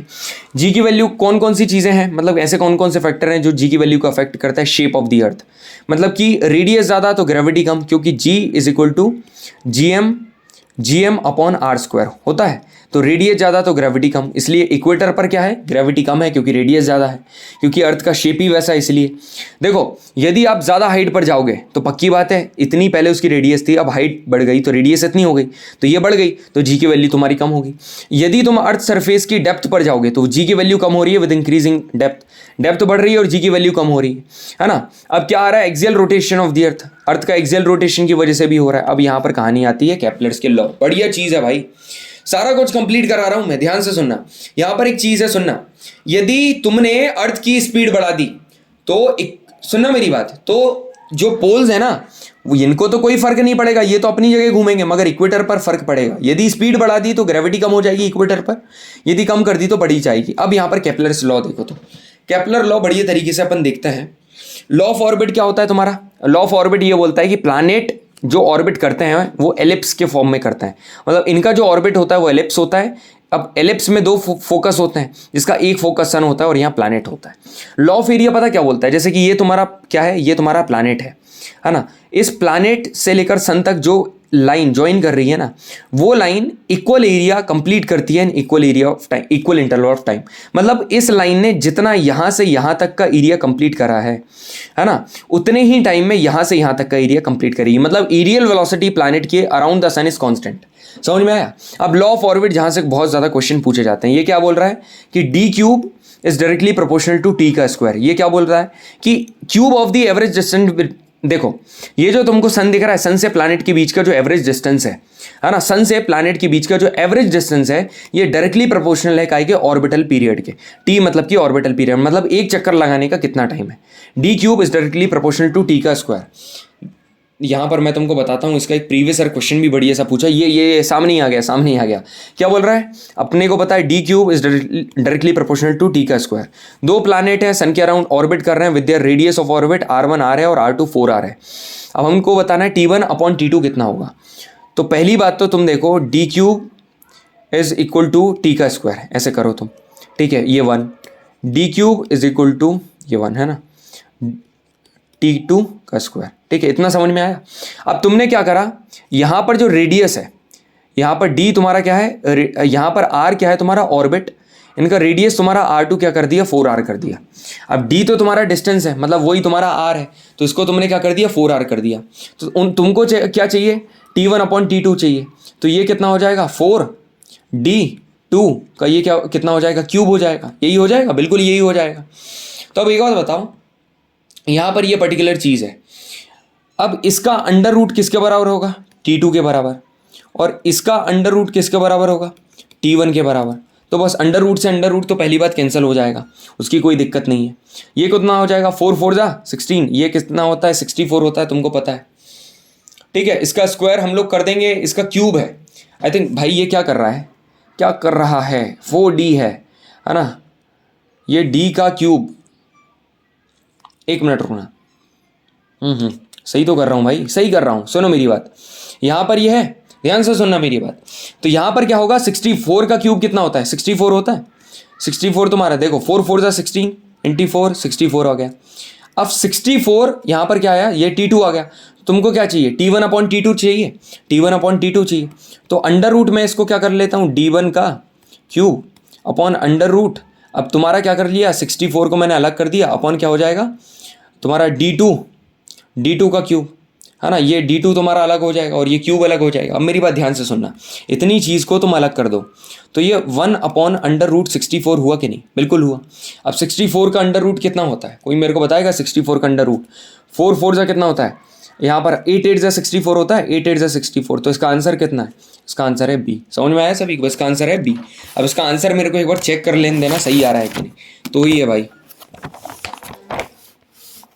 कौन सा क्वेश्चन है, 175 का बी, बिल्कुल सही है। जो मेथड बताइए वो एकदम सही है और एकदम सही है, ठीक है। समझ में आया तुमको, और बढ़िया लेवल का क्वेश्चन था तो वो भी हो गया। अब अपन आगे बढ़ते हैं, ठीक है। ग्रेविटी के कुछ और क्वेश्चन देखो तुम, कहाँ से क्वेश्चन पूछ रखा है इसने, 188 वाला देख लो क्या बोल रहा है, ब्यूएनसी के ऊपर पूछा है, तो चलो ब्यूएनसी पढ़ लें पहले भाई, है ना। ब्यूएनसी के ऊपर बात कर लेते हैं। ब्यूएनसी कहाँ पर है, ये ब्यूएनसी है, ठीक है। ब्यूएनसी का मतलब क्या है, यदि तुम्हारे को ये बॉटल को कंप्लीटली नीचे इमर्ज करनी है तो किसी भी तरीके से तुमको क्या करना पड़ेगा, देखो ये बॉटल को जब तुम नीचे रखोगे तो ये पानी फोर्स लगाएगा ऊपर, इसी को कहा जाता है ब्यूएंट फोर्स, इसी को हम लोग क्या बोलते हैं, ब्यूएंट फोर्स बोलते हैं। अब मेरी बात ध्यान से सुनना, अब इतना इन डेप्थ तुमको पढ़ने की जरूरत नहीं है, ये बस तुम रीड कर सकते हो, है ना, रीड कर लो, ये कुछ ज़्यादा ही डेप्थ है, ठीक है, जब ज़्यादा ही डेप्थ है इसको बस क्या कर लेना, रीड कर लेना तुम लोग। अब यहाँ पर देखो मैं तुमको एक्चुअली में चीज़ बता रहा हूँ, ध्यान से सुनना मेरी बात। वेन अ बॉडी, जब कोई भी बॉडी को तुम इमर्ज करोगे फुली और पार्शियली, आधी या पूरी फ्लूइड में उसमें डालोगे, तो वो एक क्या एक्सपीरियंस करेगी अपवर्ड फोर्स, एक ऊपर अपवर्ड फोर्स लगेगा जो कि काय के बराबर है, जितना फ्लूइड बाहर आएगा। मतलब कि ये बाल्टी है भाई, इसके अंदर मैंने ईंट डाली, इस ईंट के ऊपर कितना फोर्स लगा, अब ये जितना फोर्स लगा ना किस काय के बराबर होगा, उसके बराबर जितना पानी बाहर गया है ना, उसके वजन के बराबर उतना फोर्स होगा। ये शिप्स और सबमरीन में, अब इसको क्या कहा जाता है पता है, इसको कहा जाता है आर्किमिडीज प्रिंसिपल। आर्किमिडीज प्रिंसिपल है ये, ठीक है, आर्किमिडीज प्रिंसिपल। शिप और सबमरीन इसी के ऊपर, इसी के बेसिस पर डिजाइन होती है। लेक्टोमीटर प्योर मिल्क सैंपल की प्योरिटी को डिटरमाइन करने के लिए होता है। हाइड्रोमीटर लिक्विड की डेंसिटी को डिटरमाइन करने के लिए होता है, ठीक है। समझ में आया सभी को, हाँ जी सर समझ में आ गया। अब ब्यूएनसी तुमको समझ में आ गया। अब रिलेटिव डेंसिटी देख लो। रिलेटिव डेंसिटी क्या होता है, density of substance and density of water का रेशियो। किसी भी सब्सटेंस की डेंसिटी है अपॉन डेंसिटी अपॉन वाटर कर दो, ये रिलेटिव डेंसिटी आ जाएगा, उसकी कोई यूनिट नहीं। अब तुम देखो इतना ही पढ़ा है अपन ने, बस इतना ही पढ़ा है। अब उसमें देखो तुम क्वेश्चन तुम्हारा, all object experiences buoyancy when they are immersed in fluid. Buoyancy क्या है तुम्हारा, ब्यूएनसी तुम्हारा क्या डाउनवर्ड फोर्स है, डाउनवर्ड प्रेशर, अपवर्ड फोर्स है, ठीक है, अपवर्ड है। ये वाला क्वेश्चन क्या बोल रहा है, ये वाला क्वेश्चन देखना, wooden box of mass 2 kg। हाँ जी भैया, उसका डायमेंशन कितना है, इतना। वुडन बॉक्स कितना है, ये क्वेश्चन मैं करवा के बताता हूँ जरा तुम्हारे को, ये वाला क्वेश्चन देखना जरा, बढ़िया लेवल। कितना है, वुडन बॉक्स है, मास 2 kg है, ठीक है सर, उसका मास कितना है 2 kg बॉक्स का। फिर क्या बोल रहा है, 30 15 10 उसका वो है, 30 बाय 15 बाय 10, मतलब कि लेंथ ब्रेड्थ और हाइट तुमको दी रखी है। टफ क्वेश्चन में सारे करा रहा हूँ, ठीक है। फिर क्या बोल रहा है कि विद साइड, अब टेबल की साइड पर वो टच कर रहा है 30 बाय 10 को, कितना, टेबल की साइड जो है वो 30 बाय 10 को टच कर रहा है, ठीक है, और ये सारा सेंटीमीटर में दिया हुआ है। अब फिर आगे क्या बोल रहा है कि तुमको क्या फाइंड करना है कि which one of the following is approximate pressure, pressure तुमको बताना है। तो प्रेशर तुम्हारा याद रखना क्या होता है, force upon area, force upon area of pressure होता है। अब फोर्स कैसे निकालोगे तुम लोग, फोर्स होता है मास मल्टीप्लाई बाय एक्सेलरेशन, और एरिया तुम लोग कैसे निकालोगे, एरिया जो एरिया टच में है। अब एरिया टच में ये वाला है, ये वाला एरिया तुम्हारा टच में है, और मास इंटू एक्सेलरेशन तुम्हारे को निकालना है, तो मास इंटू एक्सेलरेशन 2 × 10 तो तुम्हारा ये हो जाएगा। अब तुम्हारे को एरिया कॉन्टैक्ट वाला एरिया निकालना है। अब कॉन्टैक्ट ये वाला एरिया के ऊपर तो गलती से भी देखना मत, क्योंकि कॉन्टैक्ट में तो ये वाला एरिया है ना, और ये सेंटीमीटर में गिवन है, कितना 30 सेंटीमीटर मल्टीप्लाई बाय 10 सेंटीमीटर। तो एरिया कभी भी लगाओगे तो मीटर स्क्वायर में होता है ना एरिया, तो यहाँ पर तुमको सबसे पहले इसको क्या करना पड़ेगा, डिवाइड करना पड़ेगा। कैसे, पहले तो 100 से डिवाइड करोगे इसके लिए, ये वाले सेंटीमीटर के लिए, और इसके लिए एक और 100 से डिवाइड करो, तो ये 10 से ये 10 कैंसिल, ठीक है। उसके बाद क्या करो, ये 10 से ये 10 कैंसिल, तो 3/100 आ गया, तो ये 0.03 आ गया तुम्हारा मीटर स्क्वायर। तो बस यहाँ 0.03 कर दो, ये 00 ऊपर आएगा, तो ये 2000 हो जाएगा, अपॉन 3 कर देना, 18, तो 6 आ रहा है, तो आंसर देख लो कहीं कहीं 6 आ रहा है क्या, बस इतना ही करना है। 6 आ रहा है क्या कहीं, बिल्कुल 6 आ रहा है, आंसर डी। समझ में आया कैसे करना है, हमने कॉमन एरिया लिया था वहाँ पर, तो बस कॉमन एरिया के हिसाब से वो आंसर सही है हमारा। उसके बाद तुम क्वेश्चन देखो 184, ये क्या बोल रहा है, ये क्वेश्चन देखो, M object is dragged by a pulley on a horizontal plane by a force anti parallel. Anti parallel मतलब कि ऐसा ऐसा, है ना, पुली ड्रैग कर रहा है, ड्रैग्ड बाय अ पुली, है ना, pulley anti parallel to its displacement. मतलब एंटी पैरेलल मतलब ऐसे ही होता है ना, पैरेलल इधर और इधर, यहाँ पर बनाकर बताता हूँ। पैरेलल का मतलब क्या है, एक इधर और एक इधर, कितना थीटा कितना है 180 डिग्री। वर्क डन का फॉर्मूला क्या है, Fs cos थीटा, तो cos 180 डिग्री कितना होता है, ये -1 होगा, तो बस लगा दो आंख बंद करके नेगेटिव, ये नेगेटिव होगा आंसर। समझ में आया। अब और देखो 178, और बढ़िया क्वेश्चन मैं तुमको बता देता हूँ। यहाँ पर क्या बोल रखा है, 178 क्या बोल रहा है, ब्यूएनसी वापस से पूछा है भाई, अपवर्ड फोर्स है, बता दे उसको अपवर्ड फोर्स है। फिर अब तुम देखो कौन सा क्वेश्चन 178 के बाद ये देखो 175 कर लिया हमने 175। उसके बाद ये देखो 173, हाँ ये 173 देखो। अभी 173 क्वेश्चन को ध्यान से देखना, ठीक है। क्या बोल रहा है 173 क्वेश्चन तुमसे ये कहना चाह रहा है कि दो बॉडीज़ हैं of mass m and r, उनका डिस्टेंस है ना। टू बॉडीज अनदर हैं, 2m उनका मास है और r2 है। f ग्रेविटेशन फोर्स है पहले वाले का, देन सेकेंड का क्या होगा। तो सुनो मेरी बात, पहले का फोर्स, अब वो क्या ग्रेविटेशन फोर्स कितना है f, पहले वाले का तो Gm अपॉन r² है, ठीक है। अब दूसरे का क्या बोल रहा है वो कि two bodies of 2m each, तो एक का कितना है 2m है, तो G multiply bye 2m multiply by 2m, ठीक है। अब रेडियस कितनी बोल रहा है r/2, तो r/2 का स्क्वायर, ठीक है। तो ये G कितना हो जाएगा 4Gmm, क्योंकि ये 2 मल्टीप्लाई बाय 2 बाहर कर दिया।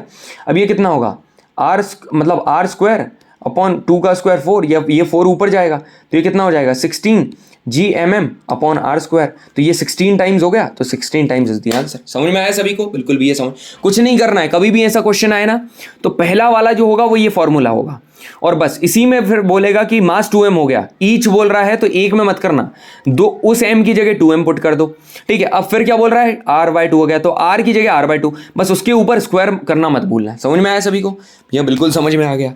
तुम इतने टफ क्वेश्चन इतनी आसानी से कर ले रहे हो, बिल्कुल बढ़िया, बहुत बढ़िया, ठीक है। फिर देखो 161 क्या बोल रहा है, which one of the forces is non central non conservative. मैंने तुमको क्या बताया था, नॉन कंजर्वेटिव। मैंने तुमको एक चीज बताई थी, मैंने एक बढ़िया सी चीज बताई थी, जिसमें मैंने तुमको क्या बोला था, मैंने एक चीज बोली थी तुमको, मैंने ये चीज बोली थी कि यदि तुम्हारा, सुनना, यदि तुम्हारा जो तुम्हारा क्या बोला था, फ्रिक्शन है। फ्रिक्शन क्या है, फ्रिक्शन इज दी कॉन्टैक्ट में होता है, contact non conservative force, non conservative contact force. तो फ्रिक्शन तुम्हारा नॉन कंजर्वेटिव है, friction is the correct answer. बस जो बता रहे हैं, जैसे बोला ना है, उसको याद कर लो, तो उसको बस दिमाग में रख लो तुम लोग। फिर और क्या देखना है हमको, और क्वेश्चन करा देता हूँ। और देखो तुम यहाँ पर क्वेश्चन ये भी करा दिया, ये वाला क्वेश्चन। अब तुमको इनर्शिया देखो, इनर्शिया क्या होता है, इनर्शिया मैं तुमको बताता हूँ। अच्छा ठीक है, इनर्शिया का कंसेप्ट मैं तुमको कराता हूँ।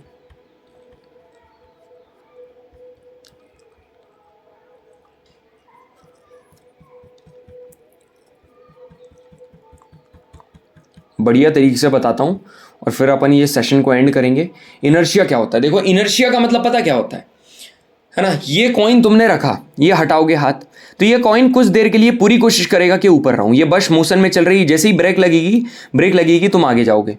तुम कार पहले ऐसी जा रही थी, मगर कार फिर ऐसी टर्न करेगी, मगर तुम उस डायरेक्शन में जाओगे। सुनो मेरी बात, खुद को रोकने की टेंडेंसी को इनर्शिया कहा जाता है। एक नेचुरल टेंडेंसी ऑब्जेक्ट की जो कि बोलती है कि तुम रेस्ट में रहो, है ना, या तो उस पर्टिकुलर पोजीशन में रहो जिसमें तुम बने हुए हो, ठीक है। तो यहां पर देखो, मास यदि ज्यादा होगा तो तुम्हारा इनर्शिया ज्यादा होगा। कैसे, देखो, रेस्ट में बने रहने की टेंडेंसी। फॉर एग्जांपल एक बस है, ठीक है।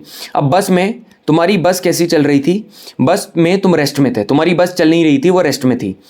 अब तुम यहां पर तुम्हारी पोजीशन थी, अब तुम्हारी बस जैसे ही आगे बढ़ी तो इतनी आगे बढ़ गई, तो तुम तो पूरी कोशिश करोगे ना कि तुम पूरे के पूरे यहीं रहो, इसलिए तुम पीछे मूव होते हो।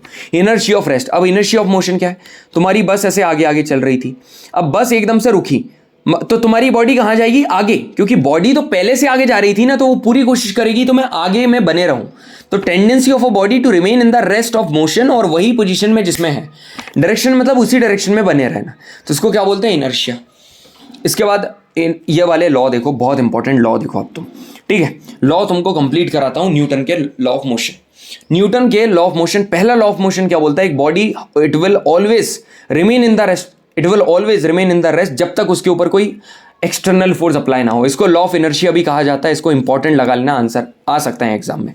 तो न्यूटन का फर्स्ट लॉ ऑफ मोशन क्या बोलता है कि एक ऑब्जेक्ट तब तक रेस्ट में रहेगा या तब तक मूव करेगा जब तक उसके ऊपर कोई एक्सटर्नल अनबैलेंस फोर्स अप्लाई ना किया जाए, ठीक है। जब तक नहीं किया जाए तब तक वो ऐसा रहेगा। सेकंड लॉ ऑफ मोशन पता क्या बोलता है, ये बोलता है कि rate of change of linear momentum. Momentum पता क्या होता है, P is equal to mv। अब चेंज इन मोमेंटम क्या होगा कि P2 माइनस P1, मतलब कि mv माइनस mu, मतलब ये वाला इनिशियल ले लिया, फाइनल ले लो। अब इसका बोल रहा है रेट ऑफ चेंज ऑफ, तो इसको क्या ऐसा टाइम से डिवाइड कर दो। रेट ऑफ चेंज ऑफ क्या है, rate of change of linear momentum is directly proportional. अब रेट बोल रहा है तो टाइम से डिवाइड भी कर दिया, तो rate of change of momentum is directly proportional to external force apply on it, मतलब कि उसके ऊपर जो एक्सटर्नल फोर्स अप्लाई कर रहे हैं उसके ऊपर डायरेक्टली प्रोपोर्शनल है rate of change of momentum. तो ये क्या आया, F is directly proportional to M V minus you upon T आया। कैसे, मैं तुमको यहां पर बताता हूं। पहले उसने क्या बोला था, P2 माइनस P1, है ना। अब फिर उसने क्या बोल दिया, उसने बोला मास का मल्टीप्लाई करा था उसने, ये देखो, है ना। अब ये P2 माइनस P1 क्या होता है, mv माइनस mu कर दो। अब उसमें क्या बोला था, rate of change of linear momentum, तो रेट बोला टाइम से डिवाइड कर दो, तो m v minus you upon T हो गया, ये हो गया टाइम। अब ये काय की बात कर रहे हैं, ये हम बात कर रहे हैं काय का, फोर्स का, है ना, फोर्स की बात कर रहे हैं। यहाँ पर देखो ओवरऑल फोर्स चल रहा है हमारा, ये जो फोर्स उसके ऊपर लग रहा है। अब ये m है, ये पूरा का पूरा a है, f is equal to m है, यहीं से वो फॉर्मूला निकला है। समझ में आया सभी को, बिल्कुल भी है, समझ में आ गया। तो एक्सेलरेशन यहाँ पर ऐसा भी बोल सकता है, acceleration is directly proportional to net force apply and inversely proportional to the mass, है ना। तो f इज इक्वल टू मैं मल्टीप्लाई बाय a। समझ में आया सभी को, हाँ भैया समझ में आ गया। अब थर्ड वाला मोशन क्या है, थर्ड वाला क्या बोलता है, थर्ड वाला ये बोलता है, अब इसमें मैं तुमको इतना कंटेंट बता दूंगा जो किसी ने बताया नहीं होगा। देखो, every action has an equal and opposite reaction, पता है, इतना बताते हैं सब। मगर यहां पर जैसा कि तुमने तुम्हारे दोस्त को चांटा मारा, अब वो तुमको मारेगा। अब तुमने उसको इस डायरेक्शन में मारा, वो इस डायरेक्शन में मारेगा, जितना तेज तुमने मारा उतना तेज उसने मारा, मतलब मैग्नीट्यूड सेम है मगर डायरेक्शन अलग है। तुमने उसको उस वाले गाल पर मारा, उसने इस वाले गाल पर मारा, मतलब एक्शन और रिएक्शन कभी भी सेम बॉडी पर एक्ट नहीं हुआ। इसके एग्जांपल क्या है, वॉकिंग, तुमने जमीन पर फोर्स लगाया, जमीन ने तुमको आगे धकेला। स्विमिंग, तुमने हाथ से पानी को पीछे फेंका, पानी ने तुमको आगे करा। बर्ड्स फ्लाई कर रहे हैं, उन्हें फेदर से एयर को पीछे करा, वो आगे हो गया। गन की ये रिकॉइल हो गया। दो ऑब्जेक्ट हमेशा ऑपोजिट डायरेक्शन में मूव करेंगे, बिल्कुल मूव करेंगे, मगर ये जो है हमेशा सेम एक्सेलरेशन प्रोड्यूस नहीं करेंगे। ठीक है, कैसे, मैं तुमको बताता हूं। देखो, एक जो बुलेट है, यहां पर बुलेट चली और ये गन है, और ये पीछे इसका जो भी, देखो ये गन है, इससे बुलेट चली, अब ये गन पीछे भी मूव करेगी। ठीक है, तो यहां पर गन का एक्सेलरेशन है और बुलेट का एक्सेलरेशन है, मगर गन, ये जो एक्सेलरेशन बुलेट का है ये ज्यादा होगा। क्यों, क्योंकि इसका मास कम है। कैसे भैया, देखो F is equal to M A है, ठीक है। अब F upon A is equal to M है, ये होता है, ये चाहिए तुमको, ठीक है, ये भी छोड़ो, F upon m is equal to a है। अब एक्सेलरेशन किसका ज़्यादा रहेगा, जिसका मास कम रहेगा। मास किसका कम है, बुलेट का मास क्या है, कम है, तो बुलेट का मास कम है तो इसका एक्सेलरेशन ज़्यादा रहेगा। तो मतलब एक्सेलरेशन इसका सेम नहीं प्रोड्यूस करेगा, अलग अलग एक्सेलरेशन होगा। अब यहाँ पर आता है law of conservation of momentum. Law of conservation of momentum पता क्या होता है, लॉ ऑफ कंजर्वेशन मोमेंटम होता है m1u1 plus m2u2 equal to m1v1 plus m2v2। मतलब कि ये एक तुम्हारा ऑब्जेक्ट है, इसका मास है m1, ये एक इनिशियल वेलोसिटी के साथ मूव कर रहा है u1, ये मास है m2, ये एक इनिशियल वेलोसिटी के साथ मूव कर रहा है u2। ठीक है, इनका कोलिजन हुआ, उसके बाद इसका मास, ये उसके बाद कैसे मूव करने लगा, ये इसकी वेलोसिटी आई v1 और यहाँ पर आई v2। समझ में आया सभी को। अब यहाँ पर law of conservation of mass क्या बोलता है कि टोटल मोमेंटम जो सिस्टम का है वो कंजर्व रहेगा यदि कोई भी एक्सटर्नल फोर्स उसके ऊपर अप्लाई नहीं हो रहा है। तो इन एन आइसोलेटेड सिस्टम जो टोटल मोमेंटम है टू और मोर बॉडीज का जो कि एक दूसरे के ऊपर लग रहा है, इट विल बी कॉन्स्टेंट जब तक कोई एक्सटर्नल फोर्स उसके ऊपर अप्लाई नहीं किया जा रहा हो। तो momentum can neither be created nor be destroyed. ठीक है, ना ही क्रिएट किया जाएगा ना ही डिस्ट्रॉय करा जाएगा। और ये काय के ऊपर बेस करता है, थर्ड लॉ ऑफ मोशन के ऊपर। कैसे, क्योंकि स्टार्टिंग में हमने क्या करा था, देखो ये जो F है, F ये काय के ऊपर है, F is equal to mass into acceleration. यहाँ से पूरी हमने कहानी लगाई थी, ये मास किस, एक्सेलरेशन, फिर हमने क्या लिखा था, फोर्स काय के mv माइनस mu अपॉन ए, ऐसा कर करके हमने पूरा निकाला था, फिर ये उधर गया था।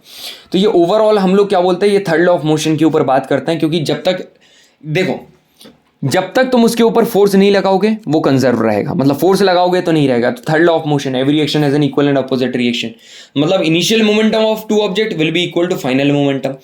mu तुम्हारा क्या था, मोमेंटम ही तो था, mv कर दो mu कर लो। ठीक है, मोमेंटम की SI यूनिट क्या होगी, कोई बताएगा, मैं बताता हूँ। इसकी kg और इसकी क्या है, मीटर पर सेकेंड, kg मीटर पर सेकेंड। ठीक है, समझ में आया सभी को, आ गया। अब यहाँ पर देखो और कुछ क्वेश्चन देख लो तुम, इनर्शिया के कुछ क्वेश्चन बताता हूँ तुमको, आखिरी कुछ क्वेश्चन देख लो। यहाँ पर क्या बोल रहा है, किसका ज़्यादा इनर्शिया होगा, ज़्यादा इनर्शिया किसका होगा भाई, जिसका मास ज़्यादा होगा उसका ज़्यादा इनर्शिया होगा। क्रिकेट बॉल, एक मॉलिक्यूल, एक एटम, या 1 रुपये का कॉइन। भाई ये क्रिकेट बॉल का ज़्यादा होगा ना, क्योंकि इसका मास ज़्यादा है, क्रिकेट बॉल का मास ज़्यादा है। ठीक है, इसलिए इसका ज़्यादा होगा। ठीक है, उसके बाद देखते हैं, पक्का क्रिकेट बॉल का होगा ना, किसका मास ज़्यादा है, 1 रुपये कॉइन का ज़्यादा है या 1 उसका ज़्यादा है, कोई कौन बताएगा मेरे को, जल्दी से बताओ। क्रिकेट बॉल का ज़्यादा होगा, 1 रुपये का कॉइन तो छोटा है ना भाई। उसके बाद फिर तुम क्वेश्चन नंबर ये देखो,